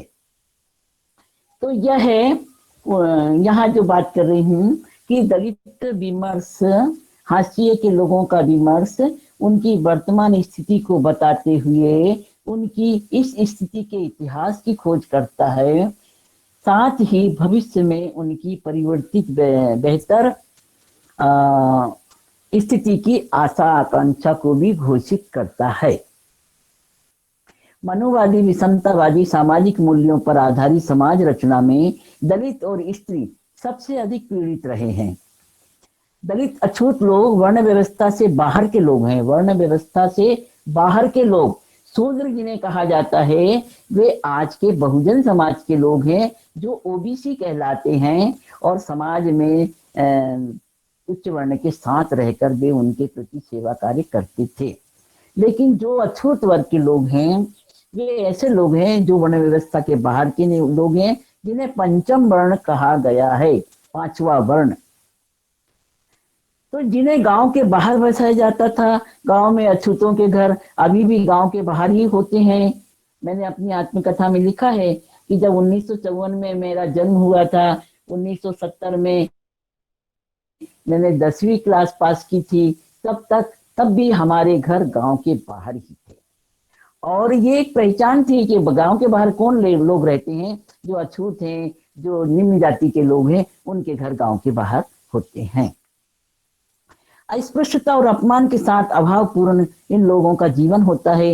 ये अनेक अन्याय अत्याचार भी सहते हैं। उनकी व्यथा कथा हिंदी साहित्य के दर्पण में पहले कभी दिखाई नहीं दी। सामाजिक परंपरा और सामाजिक रीति रिवाज के साथ रिवाज के रूप में यह सामान्य बात मानी जाती थी। जो भी आचरण था सामाजिक, भले ही वो अन्यायपूर्ण था, लेकिन सामाजिक परंपरा है, इस रूप में वह समाज को स्वीकृत थी, उसी रूप में स्वीकार की जाती थी। तो इस तरह दलित अछूतों के साथ अन्याय का लंबा इतिहास है। गांधी जी का अछूतोद्धार भी उनकी स्थिति में सुधार नहीं ला सका, क्योंकि वे वर्ण व्यवस्था बनाए रखना चाहते थे। केवल दलितों अछूतों के प्रति दया और सहानुभूति का संदेश देते थे। वे नहीं चाहते थे कि एक सफाई कर्मचारी का बेटा कोई दूसरा काम करे। वे चाहते थे कि वह भी सफाई कर्मचारी बने, ताकि ये जाति व्यवस्था, वर्ण व्यवस्था बनी रहे। तो तब ऐसे अछूतों के जीवन में क्या उद्धार हो सकता है, क्या परिवर्तन हो सकता है? क्योंकि वे समाज व्यवस्था में पूर्ण बदलाव नहीं चाहते थे। दलित अछूतों के प्रति केवल दया सहानुभूति बताने से स्थिति में सुधार होना असंभव था। यह काम बाबा साहब भीमराव अंबेडकर ने किया। वे समाज में पूर्णतः परिवर्तन लाना चाहते थे, क्योंकि अंबेडकरवादी विचारधारा का आंदोलन दलितों में चेतना को जागृत करता है, उन्हें उनकी अस्मिता की पहचान कराता है, साथ ही उन्हें अपने अधिकारों के लिए संघर्ष करने का भी संदेश देता है। शिक्षा, संघर्ष और एकता संगठन से ही सामाजिक समता, सम्मान, स्वतंत्रता और भाईचारा आ सकता है। इन्हीं विचारों के लिए दलित आंदोलन चलाया जा रहा है और ऐसा समाज बदलने के लिए प्रयत्न किया जा रहा है। मनुवादी विचारधारा के कारण समाज में स्त्री को पुरुषों से पीछे माना जाता है। इस कारण उन्हें भी समता, सम्मान और स्वतंत्रता का अधिकार कभी नहीं मिला। उच्च सवर्ण परिवारों में जो धनाढ्य परिवार हैं, उनकी महिलाएं अभी काफी प्रगतिशील बनी हैं। उनका जो प्रगति स्त्रीवाद है वह पश्चिमी नारीवाद से जुड़ा हुआ है, जो उन्होंने अनुकरण किया या जो कुछ अपनी स्वतंत्रता के विषय में मांग की और प्राप्त किया है।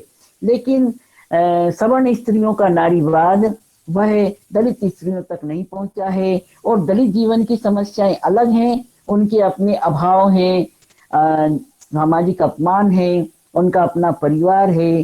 तो ये सब के कारण वे उस दलित स्त्रीवाद, सवर्ण स्त्रीवाद से नहीं जुड़ सकी, बल्कि उनमें एक अलग से चेतना आई है कि वे परिवार को भी बना के रखें और समाज में जागृति लाने का काम करें, स्वयं जागृत हों और अपनी बहनों को, दलित स्त्रियों को भी जागृत करें। तो यहाँ अम्बेडकरवादी विचारधारा से दलित स्त्री मुक्ति आंदोलन चलाया गया है। उसी के परिणाम स्वरूप दलित स्त्रियों में भी जागृति आई है। शिक्षा, संघर्ष और संगठन के क्षेत्र में वे भी आगे बढ़ रही हैं। यानी ये नारी विमर्श की बात है कि सवर्ण स्त्रियों का नारीवाद थोड़ा अलग है और दलित स्त्रियों का अलग है। वे अम्बेडकरवादी विचारधारा से जागृत होकर आगे बढ़ रही हैं और अपने समाज को भी जागृत करने का काम कर रही हैं। उन्हीं में से कुछ स्त्रियां दलित साहित्य भी लिख रही हैं और अपने लेखनी से, अपने विचारों से समाज को संदेश दे रही हैं। तो उन्होंने जो दलित स्त्रियों ने लेखन किया है उसमें अपनी स्थिति को सत्य रूप में बताया है, चाहे वह कहानी हो, कविता हो या उपन्यास। जैसा कि कावेरी जी का उपन्यास है मिस रम्या। मिस रम्या उपन्यास में उन्होंने एक दलित स्त्री का बचपन से शिक्षा पाने के संदर्भ में, मोहल्ले में रहने के संदर्भ में और इसी तरह से विवाह जैसी बात और विवाह के बाद का शोषण, इन सब का उल्लेख उन्होंने अपने उपन्यास में किया है। और दलित स्त्रियों ने जो आत्मकथाएं लिखी हैं उनमें भी उनकी अपनी वेदना का चित्रण हुआ है कि दलित जीवन में स्त्रियों को किस तरह से अन्याय अत्याचार का सामना करना पड़ता है, सामाजिक भेदभाव का, यानी कि अपने बेटा बेटी होने का भी जो भेद होता है उसका भी दलित स्त्रियों को सामना करना पड़ा है। नारी की ऐसी शोषित पीड़ित स्थिति पर विचार विमर्श किया जा रहा है, जिसे नारी विमर्श के द्वारा देशव्यापी और विश्वव्यापी रूप में देखा जा रहा है। वर्तमान उत्तर आधुनिक समय में नारी विमर्श सबसे अधिक चर्चित है क्योंकि इसकी चर्चा विश्व स्तर पर है। आज कहीं भी विश्व स्तर पर जो बातचीत हो रही है वहां पर हमारे भारत की भी चर्चा होती है कि भारतीय महिलाओं की स्थिति क्या है और चीन में स्थिति क्या है, इंग्लैंड में, लंदन में। नारी कहीं भी हो, वह कितनी भी स्वतंत्र हो, लेकिन नारी होने के कारण वह शोषित पीड़ित बनाई जाती है। तो इस रूप में नारी विमर्श अब विश्व स्तर पर देखा जा रहा है। वर्तमान यानी इन विमर्शों पर अब अधिक चर्चा हो रही है। समाज की पुरानी परंपराएं टूट रही हैं, नई परंपराओं की स्थापना हो रही है। स्त्रियां उच्च शिक्षा पा रही हैं, आर्थिक क्षेत्र में सबल बन रही हैं, व्यवसाय उद्योग में भी वे आगे बढ़ रही हैं और राजनीति के क्षेत्र में भी कई स्त्रियां सफलतापूर्वक अपनी जिम्मेदारी निभा रही हैं। और अभी नियम कुछ इस तरह भी बदले हैं, जैसे कि केरल स्त्रियों को अशुद्ध माना जाता है, अपवित्र, चाहे वो यानी कि ये जो मासिक धर्म के नाम पर केरल का सबरीमला जो धर्म स्थान है वहां स्त्रियों को जाने की मनाही थी और अभी सरकार ने वहां किसी भी उम्र की, सभी उम्र की युवा स्त्रियों को भी मंदिर में जाने का अधिकार दिया है। यह आज की स्त्रियों की बदलती हुई स्थिति का प्रमाण है कि पहले से जो स्त्री को अशुद्ध घोषित किया गया, वह पूजा में नहीं बैठेगी या यानी किसी प्रकार से अकेले अपना कुछ निर्णय नहीं लेगी, कुछ काम नहीं करेगी। नैतिक दृष्टि से भी उस पर बहुत अंकुश लगाए जाते थे कि चरित्र यानी सब कुछ, अगर किसी ने देख लिया तो अपवित्र हो जाएगी, किसी ने हाथ को छू लिया तो नैतिक दृष्टि से वह अपवित्र मानी जाएगी। ये सब भावनाएं, संकीर्णता की भावनाएं, ये संकीर्णता की भावनाएं जो नारी को और शोषित पीड़ित करती हैं, एक संकुचित घेरे में बांधती हैं। तो इस संकुचित घेरे से स्त्रियों को निकलना है और निकलने के लिए उन्हें इस घेरे को तोड़ना पड़ेगा कि एक बार वे निकली हैं तो उनकी आने वाली पीढ़ियां भी स्वतंत्रता का, मुक्ति का, सम्मान का लाभ प्राप्त कर सकें। संविधान में मिले स्त्री पुरुष समानता के अधिकारों और हिंदू कोड बिल से नारी सशक्तिकरण के जो अधिकार मिले हैं उनसे भी स्त्रियों की स्थिति में बहुत यानी कि सकारात्मक परिणाम मिला है। स्त्री जागृति और स्त्री चेतना से पूर्ण स्त्रीवादी साहित्य प्रचुर मात्रा में आ रहा है और उससे भी स्त्रियों की स्थिति स्पष्ट हो रही है। और अब स्त्री अध्ययन जैसे केंद्र शिक्षा संस्थानों में अलग से बनाए जा रहे हैं, जिनमें स्त्री की समस्याओं पर अलग से विचार विमर्श और अध्ययन किया जा रहा है। विचार अध्ययन और विचार विमर्श, इसके बाद जो समस्याएं हैं उनका निराकरण, यही है स्त्री विमर्श का आधार, जिसके आधार पर अभी तक स्त्रियां जो शोषित पीड़ित बनाई जाती रही हैं धर्म के नाम पे, परंपराओं के नाम पर या नीति के नाम पर, नैतिकता के नाम पर, इनको किस तरह तोड़ा जाए। अब ये सब शोध के विषय बन गए हैं। ये किसी घर परिवार की अकेले की बात नहीं है, ये हमारी अपनी बात नहीं है, बल्कि विश्व स्तर पर नारी का अपना जो स्थान है, जो अधिकार है, उसे मिलना चाहिए। इस पर पूरी तरह अमल किया जा रहा है। अब यहाँ मैं बात करूंगी आदिवासी विमर्श, SC ST OBC। आजकल बहुजन समाज का भी विमर्श चल रहा है, क्योंकि वे ना अपर कास्ट से जुड़ पाते हैं, ना निम्न कास्ट शूद्र वर्ण से जुड़ पाते हैं। तो ऐसी स्थिति में उनकी स्थिति और भी ज्यादा खराब है। एक फॉरवर्ड प्रेस नाम की पत्रिका निकलती थी, जो विशेषकर बहुजन समाज की पत्रिका थी, जो अंबेडकर को तो नहीं लेकिन ज्योतिबा फुले को मानती थी, क्योंकि ज्योतिबा फुले बहुजन समाज के थे। तो ये सब विमर्श के विषय बन गए हैं। तो SC मतलब दलित समाज, अछूत समाज, और ST यानी आदिवासी। वे सब जो आदिवासी वर्ग में आते हैं, उनमें कई जातियां हैं। कुछ प्रोग्रेसिव हो गए हैं, कुछ प्रगत हो गए हैं, आगे बढ़ गए हैं, कुछ अभी भी पिछड़े हैं। तो यहाँ आदिवासी विमर्श भी देशव्यापी रूप में अध्ययन और अध्यापन का विषय बन गया है। आदिवासी इस देश के मूल निवासी हैं। जंगलों कंदराओं में रहने वाले आदिवासी की अपनी सभ्यता और संस्कृति है। समाज आज के सभ्य शहरी समाज की अपेक्षा आदिवासियों की स्थिति, उनकी शिक्षा, नौकरी, व्यवसाय, संपन्नता, राजनीति, सभी क्षेत्रों में आदिवासी पिछड़े हैं। अशिक्षा, अज्ञान के कारण उनका शोषण आराम से किया जाता है, और इसी रूप में आदिवासी पुरुषों का तो श्रम के रूप में ज्यादा शोषण हुआ है, लेकिन आदिवासी स्त्रियों का शोषण श्रम के साथ दैहिक शोषण भी उनका किया जाता है। आदिवासी स्त्रियों का शोषण कई प्रकार से है। शिक्षा की कमी, गरीबी, अभाव, जीवन में असुविधाएं, इन सब के कारण दैहिक शोषण होता है। बाद में जैसे कि धोखा और पूरी तरह से दुख ही उन्हें प्राप्त होता है। तो संपूर्ण आदिवासी समाज को प्रगति के मार्ग पर अन्य वर्गों के समकक्ष लाना ही आदिवासी विमर्श का उद्देश्य है। पहले आदिवासी साहित्य उपलब्ध नहीं था, शिक्षा के अभाव में वे लिख नहीं पाते थे। अब कुछ लोग शिक्षित हुए हैं, कुछ लोगों ने लेखन शुरू किया है, और उनके साहित्य से ही उनके अपने समाज की समस्याओं का यथार्थ जानकारी मिल पा रही है। तो 20वीं शताब्दी के अर्ध शतक के बाद शिक्षा और नौकरी में आरक्षण के माध्यम से उन्हें भी आगे लाया गया है, जिससे शिक्षित आदिवासी अब अपना साहित्य स्वयं लिखने लगे हैं, जिसमें उनके जीवन की अनेक समस्याओं का अध्ययन किया जा रहा है। डॉक्टर रमेश चंद मीणा, ये राजस्थान के जो मीणा परिवार हैं, वे स्वयं को दलित भी मानते हैं और आदिवासी भी मानते हैं, दलित आदिवासी। तो इन्होंने ऐसे कई मीणा प्रोफेसर और साहित्यकार हैं, जिन्होंने आदिवासी लोगों के जीवन की समस्याओं का अध्ययन किया है, उन पर कहानी, लेख और उपन्यास भी लिखे हैं। मैं उनके नाम बताऊंगी। डॉक्टर रमेश चंद मीणा, डॉक्टर प्रमोद मीणा, गंगा सहाय मीणा, हरिराम मीणा, ये तो पुलिस विभाग से जुड़े हैं। हरिराम मीणा जी अभी सेवानिवृत्त हुए हैं, लेकिन उन्होंने अपने आदिवासियों के जीवन का खूब विस्तृत अध्ययन किया है। विस्तृत अध्ययन किया है, ठीक।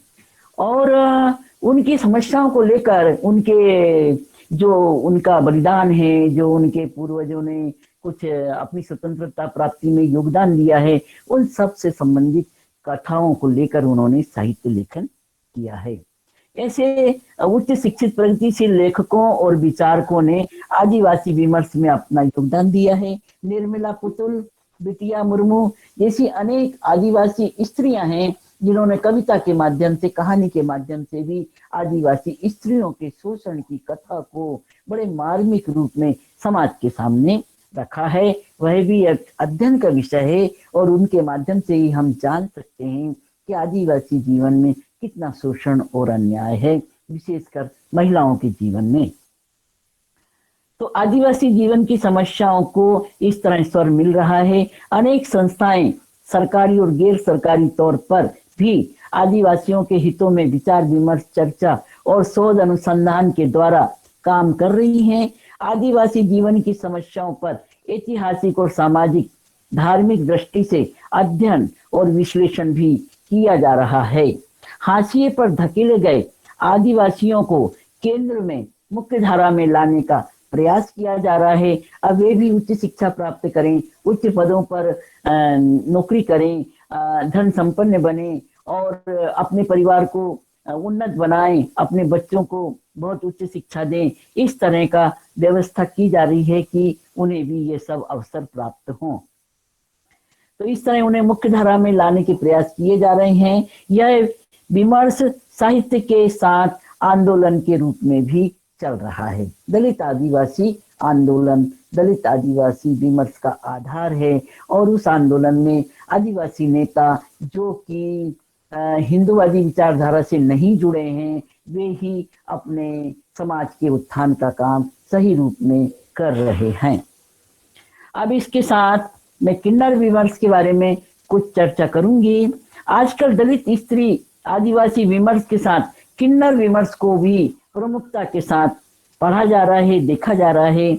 लिंग दोषी होने के कारण समाज से बहिष्कृत किन्नर भी अब चर्चा के केंद्र में हैं। विमर्शों द्वारा उनके जीवन की समस्याओं का अध्ययन किया जा रहा है, साथ ही समाज में उन्हें स्वीकार करने और उन्हें परिवार में रहने देने, ऐसी समाज की मानसिकता को बनाने का भी प्रयास किया जा रहा है। राजनीति के क्षेत्र में शबनम मोची जैसे पात्रों का आना बहुत पहले हुआ था, मगर सामाजिक धार्मिक जीवन में उन्हें अभी भी स्वीकार नहीं किया गया है जैसा कि स्वीकार किया जाना चाहिए। ये बड़ी विचित्र बात है कि एक ही माता पिता की संतान यदि एक बच्चा लिंग दोषी है तो उसे माता पिता स्वयं ही अपने परिवार से हटाकर किन्नर समुदाय को सौंप देते हैं, यह मानकर कि यह शर्म की बात है कि यह लिंग दोषी बच्चा हमारे परिवार में पैदा हुआ है। तो उन्हें परिवार से अलग कर देते हैं। किन्नर लोगों की बस्ती भी सामान्य लोगों की बस्ती से दूर बसाई जाती है। समाज परिवार से बहिष्कृत होने के कारण वे शिक्षा से भी वंचित रह जाते हैं और बचपन से ही नाचना गाना, ताली बजा के भीख मांगना, यही उनके काम रह जाते हैं और इसी कारण उनका स्वभाव व्यवहार भी उसी तरह का बन जाता है। कभी आक्रोशमय भी हो जाते हैं, लड़ाई झगड़ों में कई बार यही भी सुनने को आता है कि वे यानी संभ्रांत लोगों से दुर्व्यवहार भी उनका होना स्वाभाविक हो जाता है। तो समाज परिवार से बहिष्कृत होने के कारण वे शिक्षा से वंचित रह जाते हैं। शिक्षा की कमी के कारण अच्छी नौकरी नहीं मिल पाती है, जीविका के अन्य रोजगार भी सहजता से नहीं मिलते हैं। समाज में उन्हें हास्य व्यंग्य के साथ अपमानित किया जाता है, जिससे उनका स्वभाव व्यवहार भी कठोर और कभी कभी हिंसक भी हो जाता है। ढोलक बजाना, ताली बजा के रुपए मांगना, नाचना गाना, यही उनका अर्थोपार्जन का ये बन जाता है, जरिया बन जाता है, जिससे उनकी पहचान भी उसी रूप में होती है। अर्ध पुरुष होने से स्त्री रूप में साज श्रृंगार से उनका किन्नर रूप ही अलग दिखाई देता है। कोई उन पर दया दिखाता है, कोई अफसोस करता है और कई लोग उनको हंसी मजाक का पात्र भी बनाते हैं। पौराणिक साहित्य में किन्नर रूपी में अनेक पात्रों का विवरण मिलता है। अज्ञातवास में अर्जुन बृहनला के रूप में किन्नर के रूप में रहता है। कई राजा महाराजा, सामंत, जागीरदार अपनी रानियों की सुरक्षा के लिए किन्नरों को पहरेदार भी नियुक्त करते थे और राज परिवारों में भी किन्नर संतान पैदा हुई है जमींदारों के परिवार में, जो जिसे कि बाद में घर परिवार से अलग कर दिया गया है। ऐसी कई कथाएं भी मिलती हैं, ऐसी कहानियां प्रचलित हैं जिनमें यही बताया गया है कि संतान का किन्नर रूपी लिंग दोष देखते ही उसे किन्नरों को सौंप दिया जाता है। इससे समाज को कोई अच्छी प्रेरणा या संदेश नहीं मिलता। शताब्दी में अब किसी भी किन्नर से किसी प्रकार का भेदभाव करना मानव अधिकार के विरुद्ध है। वर्तमान शताब्दी में 20वीं शताब्दी से ही यह प्रयास शुरू हो गए हैं और अभी हम 21वीं शताब्दी में चल रहे हैं कि यहाँ किन्नर भी इंसान हैं। लिंग देश होना उनके अपने हाथ की बात नहीं थी। कई लोग विकलांग होते हैं, उन्हें लोग अपने घर से बहिष्कृत नहीं करते हैं, लेकिन किन्नर होने पर ही, लिंग दोषी होने पर ही घर से, परिवार से बहिष्कृत क्यों किया जाता है? यह एक प्रश्न है समाज के सामने। अब लोगों ने इसे स्वीकार करना शुरू कर दिया है और ऐसी संतान को भी अपनाने की प्रेरणा उन्हें मिली है। किन्नरों के साथ भी किसी तरह का अपमानजनक व्यवहार नहीं होना चाहिए। इसके साथ यह भी जरूरी है, किन्नर वर्ग से आने वाले लोग भी परंपरा से चली आई रीतियों को छोड़कर सामान्य लोगों की तरह जीवन जिए, शिक्षा प्राप्त करें, मेहनत करें, अच्छी नौकरी करें, तभी वे समाज में सम्मान के साथ रह सकते हैं। किन्नर जीवन के कारणों और समस्याओं पर आजकल अनेक कहानी, उपन्यास, संस्मरण, जीवनी, आत्मकथा आदि साहित्य लिखे जा रहे हैं। लेखक महेंद्र भीष्म ने किन्नर कथा उपन्यास लिखा है, जिसमें बुंदेलखंड के जैतपुर ऐतिहासिक नगर में 1842 में जो महाराजा छत्रसाल की राजधानी थी, वहां उस परिवार में उन किन्नर दो बेटियां जुड़वा पैदा होती हैं, जिसमें एक बेटी किन्नर होती है। तो उसकी कथा लिखी है कि किन्नर बेटी को देखते ही उसका पिता उसे अपने दीवान से कहता है कि इसे जंगल में ले जाकर मार डाल। तो दीवान जी को दया आ जाती है और वह उसे मारता नहीं है, बल्कि एक आश्रम में किन्नरों के जो है स्थान, वहां पर बस आश्रम जैसा ही था, वहां पर वह उसे दे देता है। वही लड़की बड़ी होकर जब उन्हीं के राजमहल में बेटे के विवाह में नाचती है और फिर सत्य का पता चलता है। इस तरह से कहीं कल्पना भी है, कहीं यथार्थ भी है। लेखक महेंद्र भीष्म ने इसको किन्नर कथा के नाम से उपन्यास की रचना की है। किन्नर जीवन के विमर्श की सामग्री को तो जुटाया गया है, लेकिन इसमें यह भी बताया है कि समस्याओं को कैसे, इन समस्याओं का समाधान किस रूप में किया जा सकता है, कि समाज उसे अपना ले, या अगर थोड़े ऑपरेशन से या थोड़े मेडिकल उपचार से अगर उसका लिंग दोष रूप ठीक हो सकता है तो उसे जरूर करना चाहिए। यह उपन्यास सामयिक प्रकाशन दिल्ली से प्रकाशित हुआ है। मैं लक्ष्मी, मैं हिजड़ा, यह भी आजकल किन्नर विमर्श पर बहुत चर्चा हो रही है। आप लोगों ने भी सुना होगा, इसके पहले भी चर्चा हो चुकी है। तो मैं लक्ष्मी, मैं हिजड़ा, यह लक्ष्मी नारायण नाम के एक किन्नर व्यक्ति की जीवनी है, जिसे आत्मकथा के रूप में लिखा गया है। इसका शब्दांकन वैशाली रोड़े ने किया है, यानी लिखने का काम वैशाली रोड़े ने किया है। जीवन कथा लक्ष्मी नारायण की है, जो किन्नर रूप में पैदा हुआ था। और इस मराठी की इस पुस्तक का अनुवाद डॉक्टर शशिकला राय और सुरेखा बनकर ने किया है। यह किताब वाणी प्रकाशन से हिंदी में छपी है। अनेक चित्रों के साथ यह बहुत ही प्रामाणिक पुस्तक है, जो किन्नर जीवन पर पड़े अनेक पर्दों को हटाकर उनके जीवन की समस्याओं को बताती है।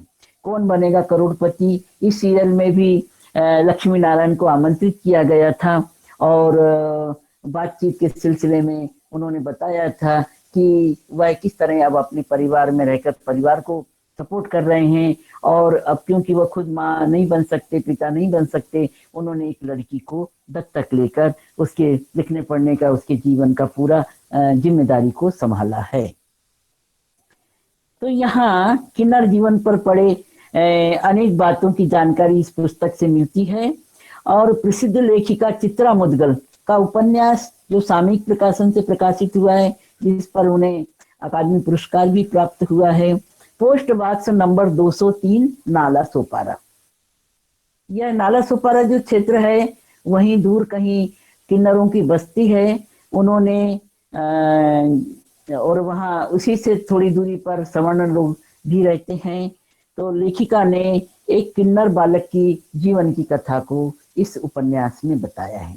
उपन्यास पत्र शैली में लिखा गया है, लेकिन सभी पत्रों में जो इसका पात्र है, जो इस उपन्यास का पात्र है, उपन्यास की देखो 14 वर्ष की उम्र में किन्नरों को सौंप दिया जाता है। उसका बेटे का नाम विनय है, जिसको बिन्नी कहा जाता है, और बाद में उसी को बिमली नाम दिया जाता है। तो इस बच्चे का नाम विनोद, बिन्नी और बिमली इस रूप में उपन्यास में आया है। सभी पत्र इस बालक ने ही लिखे हैं और किन्नर रूप में रहकर वह अपनी व्यथा को तो नहीं बताता है, बल्कि अपनी माँ की चिंता करता रहता है, अपने पिता की चिंता करता है, अपने भाई की चिंता और भाभी के होने वाले बच्चे की चिंता करता है। तो यहाँ इस उपन्यास में एक किन्नर जीवन की थोड़ी झलक तो है कि पूनम नाम की एक किन्नरी है, वह जो स्त्री रूप में ही किन्नरी है और वह विनय के प्रति प्रेम भाव रखती है। लेकिन यहाँ राजनीति का चक्कर भी जोड़ दिया गया है कि किन्नर समाज को राजनीति से जोड़ा जाए, इसलिए विनय अर्थात बिमली को राजनीति के क्षेत्र में उतारा जाता है और तिवारी जी नाम के जो व्यक्ति हैं वे इसका उपयोग कुछ इस तरह करते हैं कि यह अपने समुदाय को जोड़े। लेकिन जब वे देखते हैं कि बिमली में यह आक्रोश आने लगा है कि पूनम के साथ अत्याचार हुआ है, जो मंत्री जी का भतीजा विदेश से आया था वह अपने दोस्तों के साथ पूनम से बलात्कार करता है, बुरी तरह से उसको घायल कर देता है। इस बात से वह आक्रोश से भर जाता है। उसका आक्रोश देखकर उसको रास्ते से हटा दिया जाता है, यानी पूरी तरह से वो कैसे लापता हो गया और किस तरह उसके चेहरे को भी यानी पूरा जख्म से पूरा बदल दिया जाता है। तो यहाँ किन्नर जीवन की समस्याएं हैं, लेकिन किन्नर वापस लौटे अपने परिवार में और जुड़े, यह बात यहाँ इस उपन्यास में नहीं पहुंच पाई है। तो अनेक प्रश्न हैं। किन्नर विमर्श के द्वारा ऐसे पात्रों के जीवन का सही विश्लेषण होना चाहिए, साथ ही उनकी जीवन कथा से समाज को सही संदेश जाना चाहिए ताकि किन्नर व्यक्ति को अपना घर परिवार समाज फिर से मिल सके। अब यहाँ अलग अलग भाषा में किन्नरों के अलग अलग नाम भी बताए गए हैं। टाइम हाँ, तो मेरे ख्याल से अब मुझे थोड़ा संक्षेप में आगे की बात करना है कि किन्नरों के नाम तो यहाँ अलग अलग बताए गए हैं, वो सभी आप लोग पढ़ेंगे। मैं लक्ष्मी मैं हिजड़ा उपन्यास में बहुत विस्तार के साथ बताया है और साहित्य में किन्नर विमर्श के रूप में जो चर्चा चल रही है उसमें अनेक शोध ग्रंथ भी लिखे गए हैं और जिसमें कुछ उपन्यासों के नाम हैं। यमदीप नीरजा माधव का है, मैं भी औरत हूँ अनसुईया त्यागी का है, गुलाब मंडी निर्मला भुराड़िया का है और इसके साथ तीसरी ताली प्रदीप सौरभ, किन्नर कथा महेंद्र भीष्म, मैं पायल महेंद्र भीष्म, जिंदगी 50-50 भगवंत अनमोल, नाला सोपारा चित्रा मुदगल और शोध ग्रंथ भी लिखे गए हैं जैसे कि उपन्यासों में किन्नर विमर्श डॉक्टर मधु खराटे जी, इसी तरह एम फिरोज खान, विजेंद्र प्रताप सिंह, इन्होंने भी किन्नर विमर्श के साहित्य को संपादित करके और उस पर विमर्श रूप में लिखा है। इसी तरह साहित्य विमर्श में किसान विमर्श भी आजकल लिया जा रहा है क्योंकि किसान आत्महत्याएं कर रहे हैं। कई बार मानसून फेल हो जाता है, उनकी फसल बर्बाद हो जाती है, तो किसान विमर्श को भी साहित्य में लाया जा रहा है कि उनकी समस्याओं को समझा जाए और उनकी समस्याओं के समाधान की तरफ समाज का ध्यान जाए। इसी तरह वृद्ध विमर्श, ये भी आजकल का नया विमर्श बन गया है और इस विमर्श के माध्यम से ये बताया जाता है कि सवर्ण संपन्न लोगों के बच्चे जो विदेशों में बस जाते हैं और ऐसे वृद्ध अधिकतर अपने जीवन में अकेले रह जाते हैं, तो उनके जीवन की व्यथा को समझना, अकेलेपन को समझना और उनकी भावना को समझना, इससे संबंधित ये वृद्ध विमर्श आजकल चर्चा में चल रहा है। इसी तरह अल्पसंख्यक विमर्श भी है, मुस्लिम विमर्श भी चल रहा है, धर्मांतरित जिन्होंने धर्म बदल दिया है और जैसे कि दलित अछूत हैं और धर्म बदल कर मुस्लिम हो गए हैं या क्रिश्चियन हो गए हैं, ऐसे लोगों की भी अपनी समस्याएं हैं। यानी जहां जहां समस्याएं हैं वहां वहां लोगों ने इस पर विचार विमर्श करना शुरू किया है और इसके साथ ही विकलांग विमर्श भी चर्चा में है। अब यहाँ एक विषय बात मैं कहूंगी कि विकलांग व्यक्ति अगर धनाढ्य परिवार का है तो उसके जीवन में स्वयं तो एक दर्द को भोगना है, लेकिन उसके जीवन में उतनी समस्याएं नहीं रहती हैं जितना किसी गरीब अभावग्रस्त परिवार का व्यक्ति अगर अपंग है, विकलांग है, तो उसे कई तरह की पीड़ाओं को भोगना पड़ता है।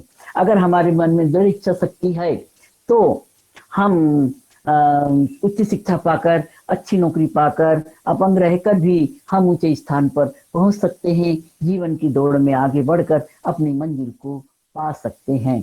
तो इसी रूप में विकलांग विमर्श के संबंध में कहा जा सकता है कि यदि वह संपन्न सुविधा और अवसरों का लाभ पाता है तो समस्याएं कम दुखदायी होती हैं, जैसा कि और नेत्रहीन, लगड़ा लूला, गूंगा बहरा व्यक्ति विकलांग है, गरीब परिवार का है तो उसे ज्यादा कष्ट उठाना पड़ता है। इसी तरह शारीरिक पीड़ा के साथ मानसिक पीड़ा भी उनकी अपनी होती है। अनेक उपन्यास भी इस पर लिखे गए हैं, साहित्य में भी इसका चित्रण है, उस पर भी विचार विमर्श किया जा रहा है। तो विकलांग को आत्मनिर्भर कैसे बनाएं, जैसे कि नेत्रहीन व्यक्ति ब्रेन लिपि से पढ़कर प्रोफेसर बन सकते हैं, बन रहे हैं। पोलियोग्रस्त लड़की अगर शिक्षा प्राप्त करती है और वह बड़ी प्रोफेसर बन जाती है, अपना इलाज भी कर सकती है। इन सब के द्वारा हम विकलांग विमर्श के द्वारा समाज को संदेश दे सकते हैं कि इनके प्रति दया नहीं बल्कि इन्हें दिशा निर्देश दिया जाए कि किस प्रकार वे अपनी जीवन की व्यथा से मुक्ति पा सकते हैं। तो ये ऐसे लोग जो विकलांग रहे हैं अक्सर बड़े बड़े कलाकार भी बने हैं, क्योंकि उनकी अपनी अनुभूति सिमट कर कुछ विशेष केंद्रित हो जाती है। तो ऐसे लोग कई साहित्यकार हैं, कई कलाकार हैं, चित्रकार हैं। ऐसे लोगों के जीवन से हमें प्रेरणा लेना चाहिए। अक्सर वीडियो में मोबाइल पर अक्सर ऐसे वीडियो आते हैं कि जिनके हाथ नहीं है, पैर नहीं है, किस तरह से वे पेंटिंग कर रहे हैं, किस तरह से चित्रकार बन गए हैं, किस तरह से लेखन कर रहे हैं। तो ये अपने जीवन की एक व्यथा को अपनी यानी एक उसको प्लस पॉइंट के रूप में लेकर उसके प्रति निराश ना हो, बल्कि हम जैसा है उससे आगे बढ़ने की कोशिश करना ही सकारात्मकता है। तो वे दया के मोहताज ना रहें बल्कि स्वयं दूसरों को सहयोग दें और दूसरे की प्रेरणा का स्थान भी बन सकते हैं।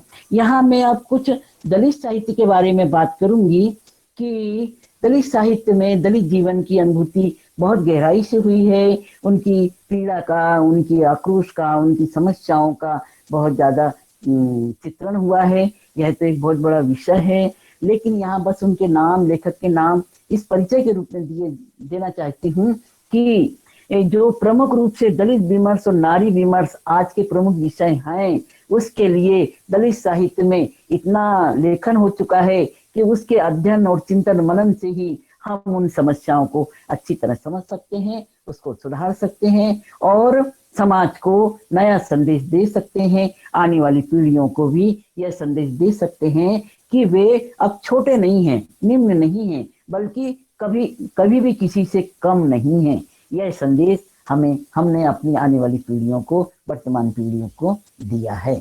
तो देखिए, दलित साहित्य में कविता रूप में यहाँ कुछ कवियों और उनकी रचनाओं के नाम हैं। हीरा डोम की रचना सबसे पहली जो 1914 में लिखी गई थी, सरस्वती पत्रिका में छपी थी, जिसमें केवल दलित जीवन की स्थिति का चित्रण था कि हम कैसे दयनीय जीवन जीते हैं और इससे मुक्ति हमें किस प्रकार मिलेगी।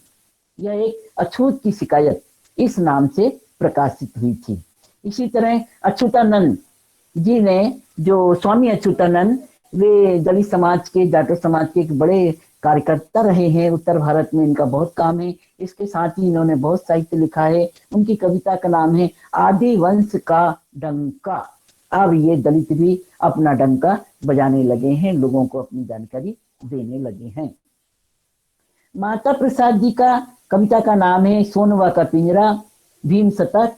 ओम प्रकाश वाल्मीकि की कविता संग्रहों का नाम है सदियों का संताप, बस बहुत हो चुका। डॉक्टर एन सिंह का दर्द का दस्तावेज, सतह से उठते हुए। मलखान सिंह का सुनो ब्राह्मण, मेरे भी कविता संग्रह हैं, या तुम भी जानो, तो हमारे तुमने उसे कब पहचाना, हमारे हिस्से का सूरज, कुसुम वियोगी जी का है व्यवस्था के विषधर, सीवी भारती का आक्रोश, डॉक्टर सुखबीर सिंह बयान बाहर, जयप्रकाश करदम का तिनका तिनका आग, नेमिष राय जी का आग और आंदोलन, रजनी तिलक का पदचाप, रजनी अनुरागी का कविता संग्रह है बिना किसी भूमिका के। इसमें इतनी सुंदर कविताएं हैं, नारी विमर्श की कविताएं, घर में काम करती स्त्री और अपने विषय में सोचती स्त्री किस तरह पुरुष सत्ता के द्वारा शोषित पीड़ित की जाती है और आगे बढ़ने से रोकी जाती है।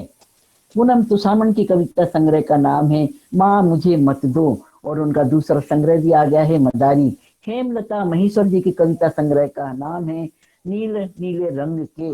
अनीता भारती का कविता संग्रह है एक कदम मेरा भी। मीरा परमार, कावेरी, रजनी बिसोदिया, ऐसे अनेक कवि और कवयित्री हैं जिन्होंने दलित पीड़ा से भरी हुई अपनी भावना को कविता में व्यक्त किया है।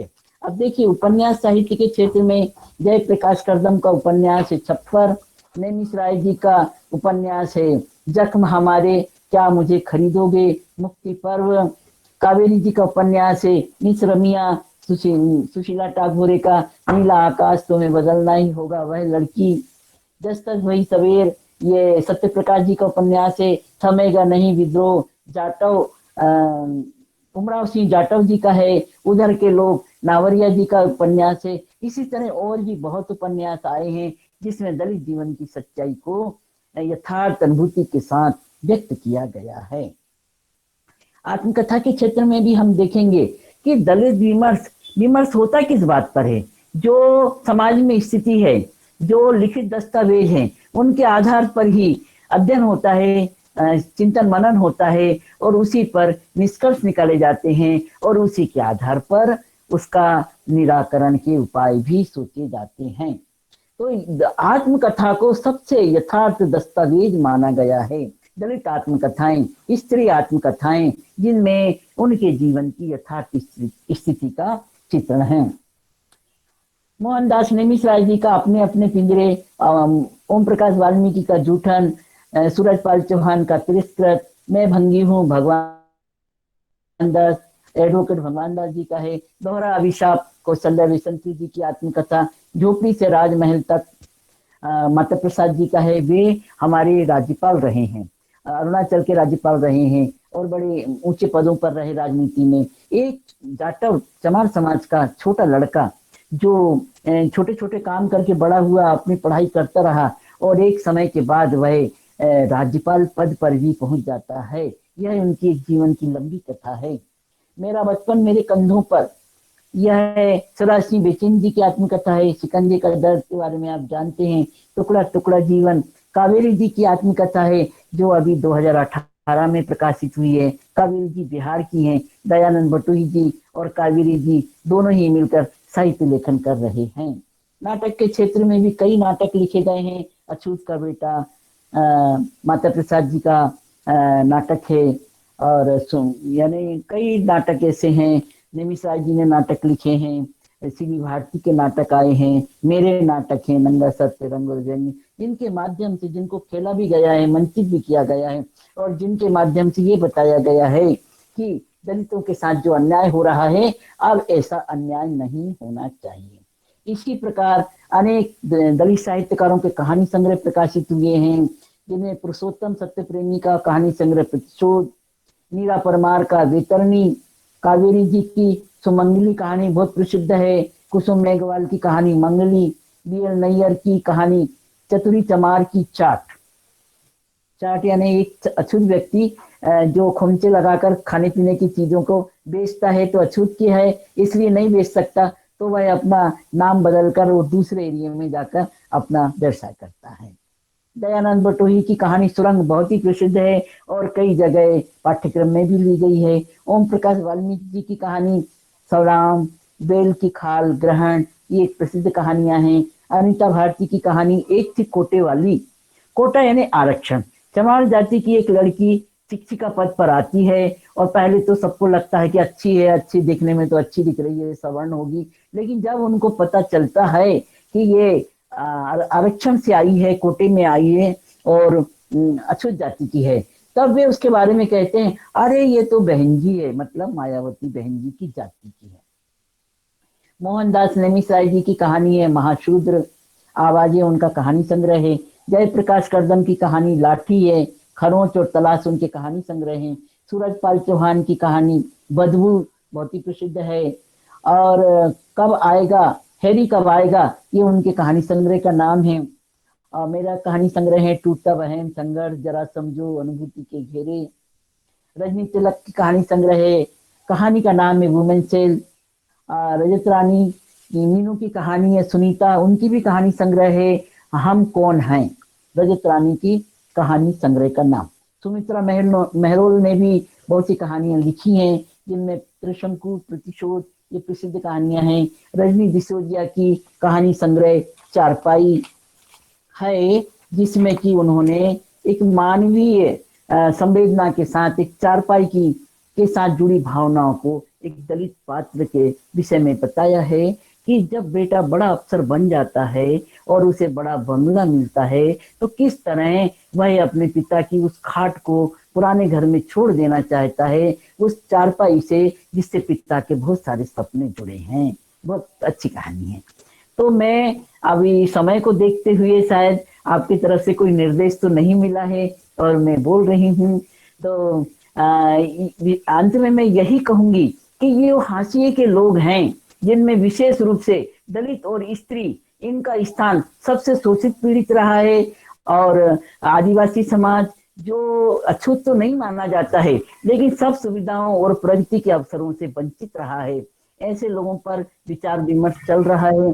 किन्नर विमर्श आज की जो आवश्यकता बन गई है कि जब हम मानवतावाद की बात करते हैं, मानव धर्म की बात करते हैं विश्व स्तर पर, तो किन्नर जैसे इंसानों के साथ भी अन्याय नहीं होना चाहिए और उनके साथ भी विचार विमर्श के साथ उनकी समस्याओं को समझा जा रहा है। और वृद्ध विमर्श, विकलांग विमर्श, ये भी हमारे समाज के विमर्श हैं, जिनके माध्यम से उनकी समस्याओं को सुलझाकर हम समाज में सबके लिए समता, सम्मान का भाव, एकता का भाव, भाईचारे का भाव ला सकते हैं।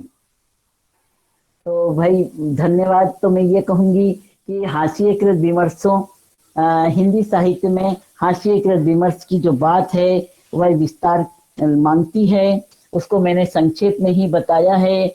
विमर्श यानी क्या, कि अगर हम यह समझ लें तो विमर्श के तत्व को और आधार को अच्छी तरह समझकर किसी रचना को जब हम पढ़ते हैं तो समझ सकते हैं कि इस रचना में क्या बताया है, क्या समस्याएं हैं और उसे किस रूप में हम समाज के लिए लाभदायक बना सकते हैं। तो मैं यहाँ धन्यवाद देना चाहूंगी। मेरा समय पूरा हुआ या नहीं, इसके बाद कुछ प्रश्नों के लिए भी समय को रखना है और आप लोगों के प्रश्न मुझे मिलेंगे और मैं समय पर उनका संक्षेप में ही उत्तर दे पाऊंगी। तो मैं आयोजकों का धन्यवाद मानती हूँ। साथ ही ये निवेदन करती हूँ कि दलित विमर्श और स्त्री विमर्श पर अगर अलग से विस्तार के साथ बात होती तो ज्यादा अच्छा होता। बाकी विमर्श पर तो सभी लोग बात कर रहे हैं। किन्नर विमर्श पर कई गैर दलितों ने उपन्यास लिखे हैं, लेकिन दलित समस्या पे जो लिखे गए हैं वो पूरी तरह दलित विमर्श के केंद्र में नहीं आता है। वे जैसे कि कुछ महिलाओं ने भी उपन्यास लिखे हैं, लेकिन विशेष बात यह है कि लेखक कौन है, किस विचारधारा से जुड़ा है, किस भावना को समाज के सामने अभिव्यक्त करना चाहता है, या अपनी स्वतंत्रता और समता की बात को किस सीमा तक किस कबूल करता है। यह उस लेखक पर निर्भर है कि वह अपने पात्रों को कितनी छूट देता है, कितना विकसित करता है, कितना प्रगतिशील बनाता है। तो जब भी अध्ययन किया जाए, अध्यापन किया जाए, इस बात का ध्यान रखा जाए कि ऐसे शोषित पीड़ित पात्रों को न्याय मिलना चाहिए और यह जो समाज की परंपरा है शोषण उत्पीड़न की, इसे भी खत्म करने के लिए हमें आगे आना है। इसके लिए जरूरी नहीं कि दलित ही दलित के उद्धार का काम करेगा, वह भी अच्छी भावना से इस काम को कर सकता है। धन्यवाद। मैं आप सबका आभार मानती हूँ। थैंक यू सवाना धन्यवाद मैडम। जी। आपने बहुत ही सारगर्भित और ज्ञानवर्धक दृष्टिकोण हमारे सामने रखा।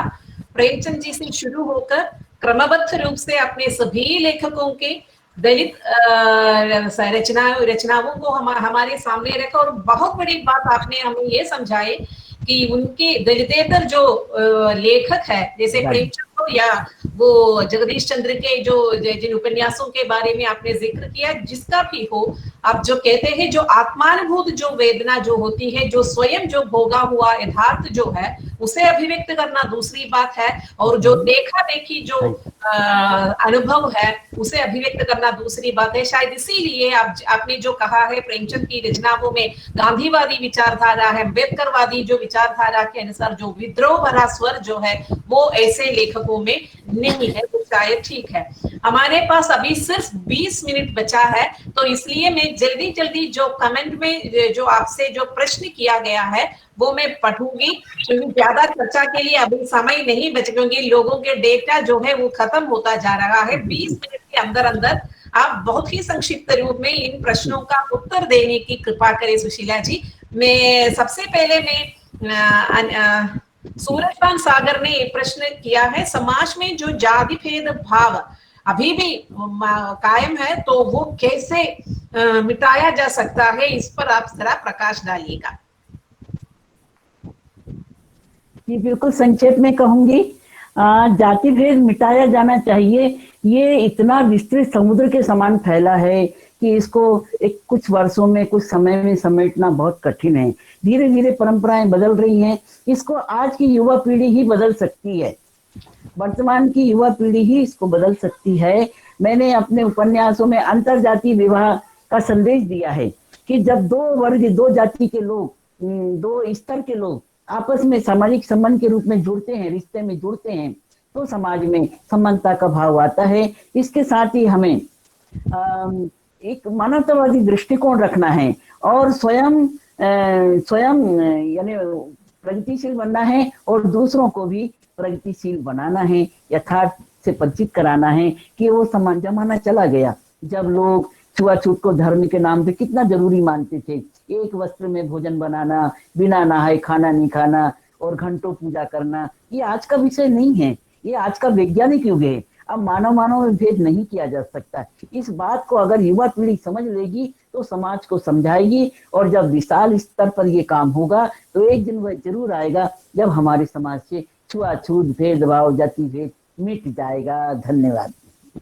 लेकिन आज की राजनीति भी जाति पर आधारित है, तो उसी में ऐसा कैसा संभव है ये? मैडम इस विषय में क्या कहूँ, आजकल के सीरियल देखिए, धार्मिक कर्मकांड देखिए, और हम पीछे की ओर जा रहे हैं। जो बाबा साहब अम्बेडकर ने अपना कारवा जहां तक ला चुके हैं, और हम दलित शोषित का, उत्पीड़ितों का जो अभी तक यानी फायदा हुआ है, वो सब हमसे फिर से छिनता हुआ दिखाई दे रहा है।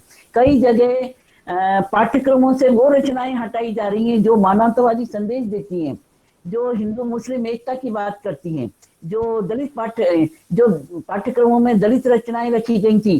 खास बाबा साहब अम्बेडकर के चैप्टर को पूरा के पूरा हटा दिया गया है। तो अब हम इस समाज की कल्पना कर सकते हैं कि हम आगे की ओर जा रहे हैं या पीछे की ओर। तो ये सत्ता जब बदलती है, सत्ता में जो लोग आते हैं और वे अपनी मनमानी करते हैं, इसको तो एक तरह से तानाशाही ही कहना चाहिए कि कोरोना काल में जब सारे लोग इतने पीड़ित हैं विश्व स्तर पर, और ऐसे समय में भी जब करोड़ों रुपया राम मंदिर की शिलान्यास पर किया जा रहा है, तो ये हमारे देश का अपना क्या संदेश विश्व को जा रहा है, मानवता की रक्षा के लिए क्या किया जा रहा है और धर्म की रक्षा के लिए क्या किया जा रहा है। राम तो पात्र, इतिहास में यही कहा गया है कि राम तो कहीं हुए ही नहीं, ये काल्पनिक कथा थी, लेकिन उनके मंदिर के लिए हमारे प्रधानमंत्री ही यदि इतना, यानी सत्ता का प्रमुख व्यक्ति ही अगर इतना जोर दे रहे हैं, तो ये देश और विदेश में एक तरह से मैं कहूंगी शर्म की बात है। सही है। तो आगे शैलजा वाली की एक प्रश्न है, चातुर्वर्ण के शूद्र और पंचम वर्ण में क्या अंतर है? क्या पंचम वर्ण के लोग आर्यों के पूर्व भारत में बस रहे लोगों को कहते हैं? देखिए, पंचम वर्ण से संबंधित थोड़ी सी बात मैंने कही थी कि आर्य और अनार्यों की जो बात है, इस देश के मूल निवासी अनार्य रहे हैं, आर्य बाहर से आए ऐसा माना जाता है।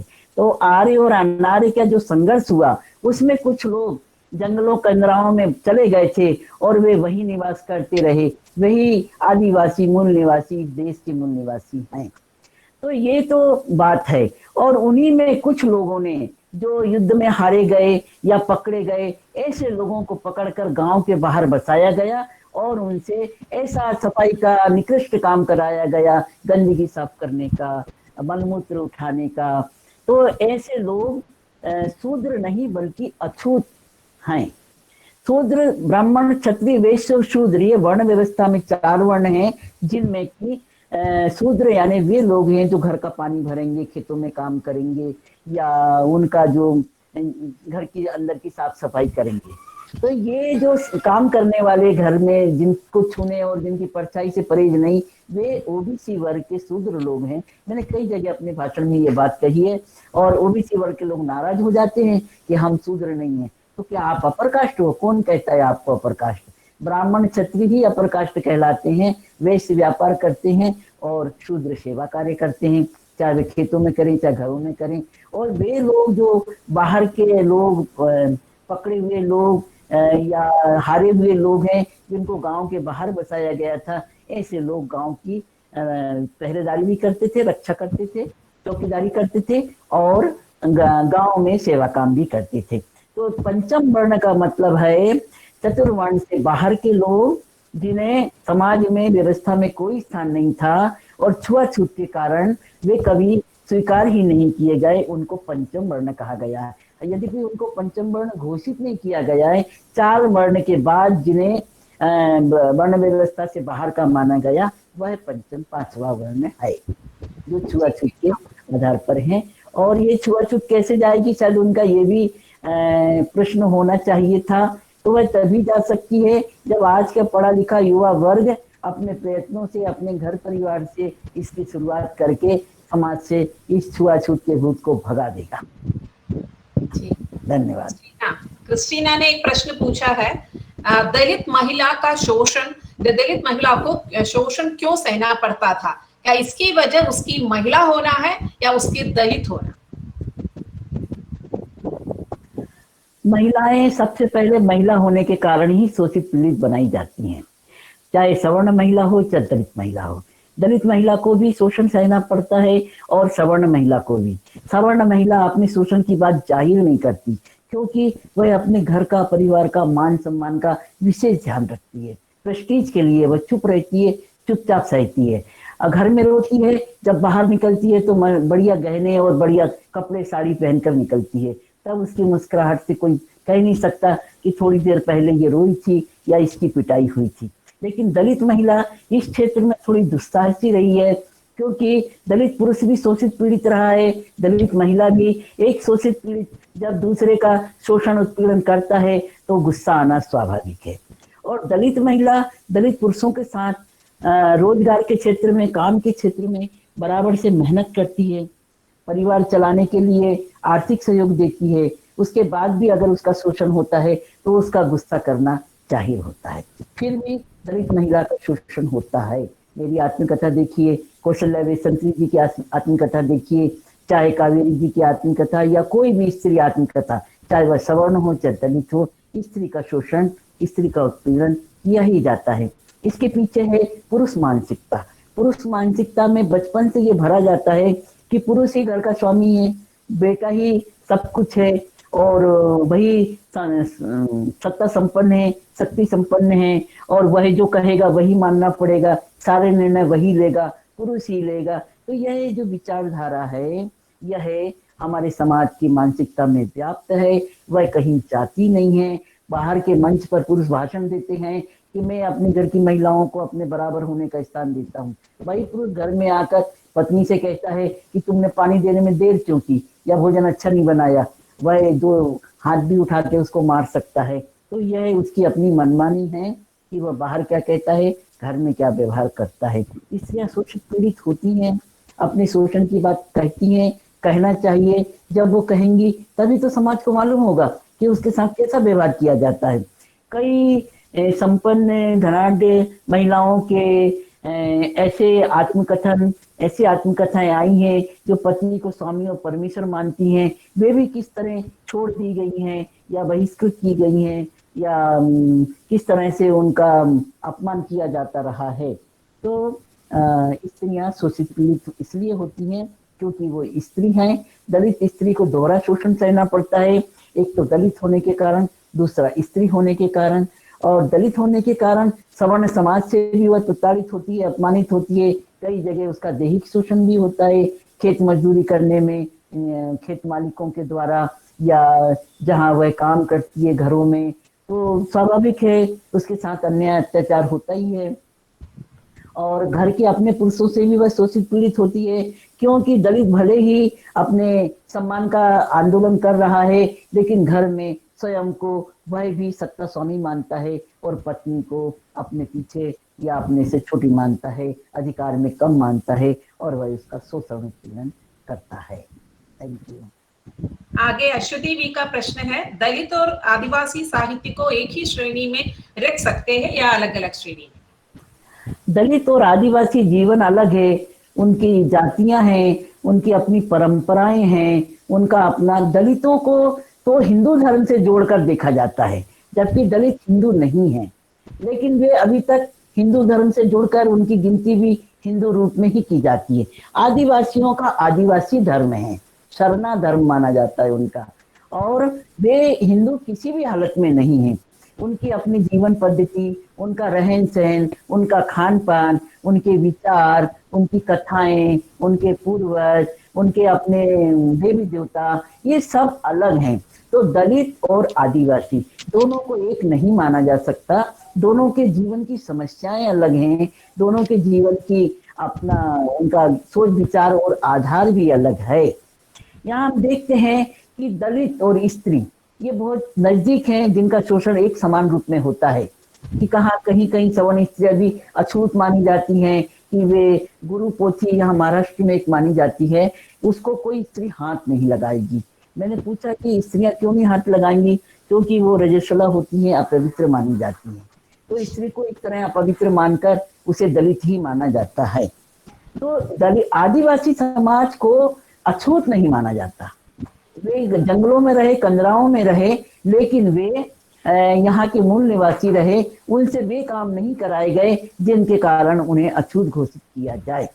अछूत इसलिए घोषित किए गए हैं क्योंकि उनसे सफाई के काम, मलमूत्र ढोने के काम, मरे हुए जानवर उठाने के काम, मरे जानवर का चमड़ा निकालने के काम, जूते बनाने के काम, सफाई के काम, ऐसे काम कराए गए। और ये गंदे काम है, जिससे कपड़े गंदे होते हैं, हाथ पैर गंदे होते हैं, दुर्गंध के बीच में रहना पड़ता है। ऐसे गंदगी के काम से जुड़े होने के कारण ही इन्हें निम्न कहा गया, अछूत माना गया है। वे अछूत नहीं है, उनके अपनी जीवन शैली है और उनकी अपनी लोक कथाएं हैं और अछूत जीवन की बातें उनके जीवन में नहीं है। और आदिवासी जीवन में वो सब विकृतियां और वो सब घटनाएं भी नहीं है जो अछूत जातियों के साथ घटती रही हैं।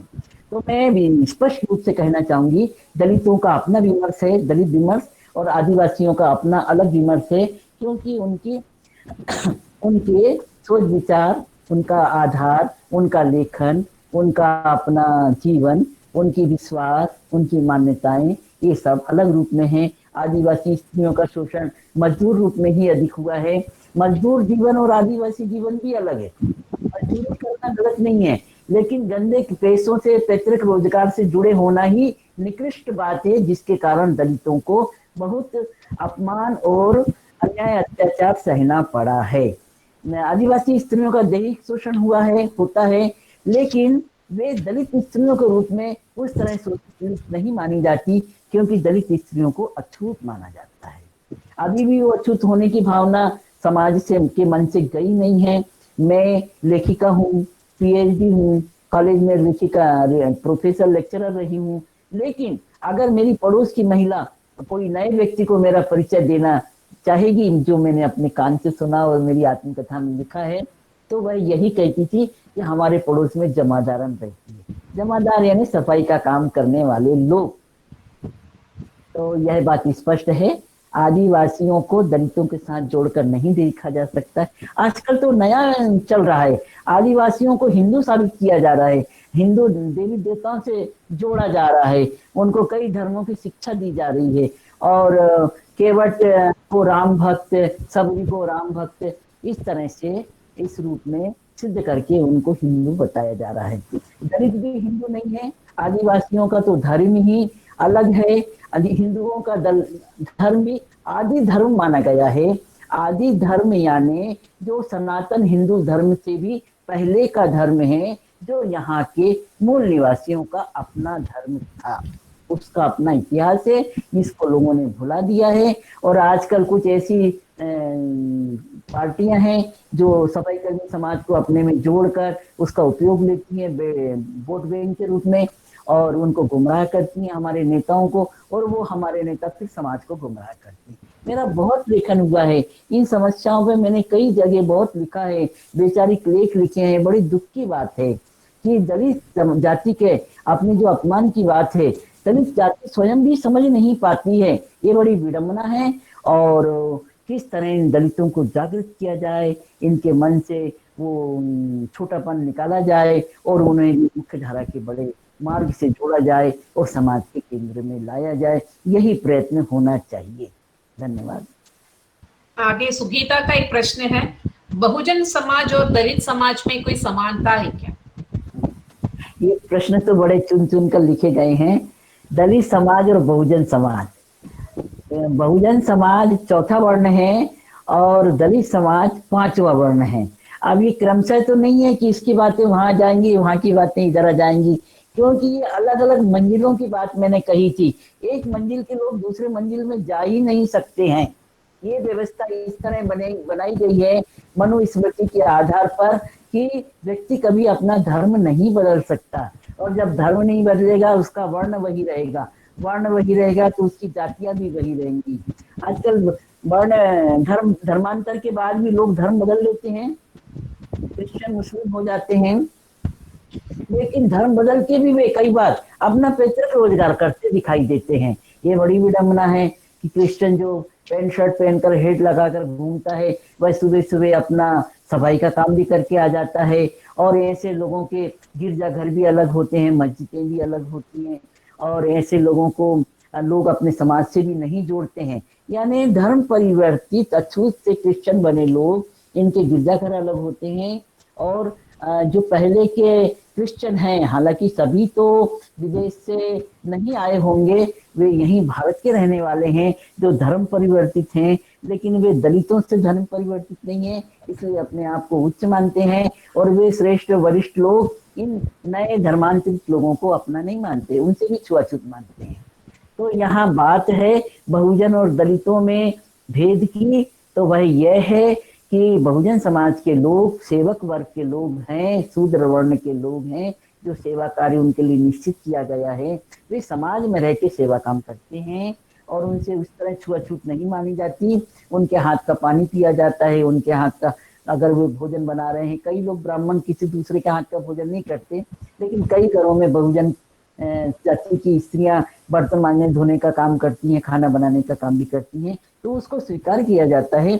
दलितों को तो दरवाजे के बाहर ही रखा जाता है, आंगन के बाहर ही रखा जाता है, वे पीछे के दरवाजे से आके सफाई का काम कर दें और बिना अपना चेहरा दिखाए वहां से चले जाएं, यही अपेक्षा की जाती थी। आजकल पढ़ लिख के कई दलित महिला पुरुष उच्च पदों पर पहुंच गए हैं, उनकी पदोन्नति भी होती है, जिससे कि उच्च वर्ण के जो दुष्ट लोग हैं, मैं सभी की बात नहीं करती, कई लोग बहुत अच्छे हैं, सेमिनार में भी जिन्होंने आयोजन किया है वे भी सब अच्छे लोग हैं, लेकिन कई लोग इतने संकीर्ण दिमाग के होते हैं कि वे अपने आप को उच्च बताने के लिए दूसरों को निम्न बताना जरूरी मानते हैं, अपना सम्मान दिखाने के लिए दूसरों को अपमानित करना जरूरी मानते हैं।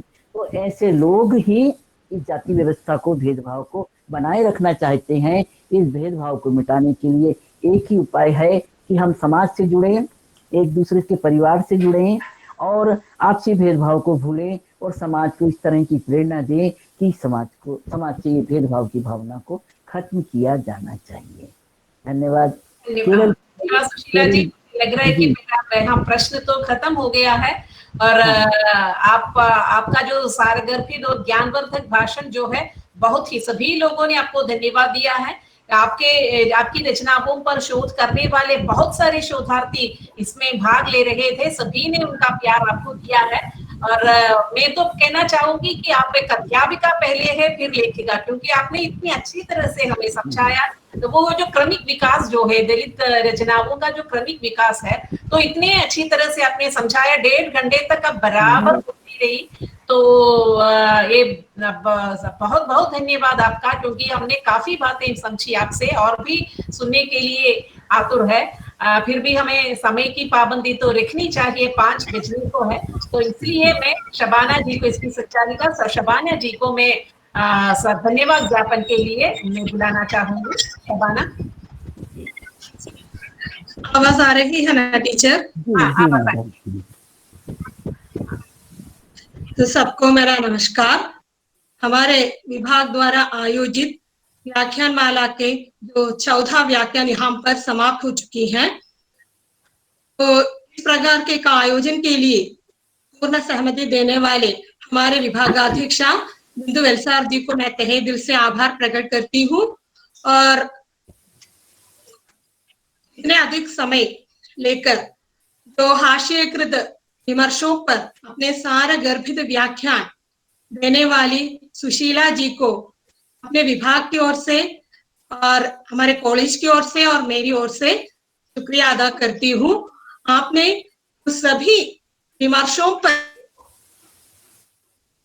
आवाज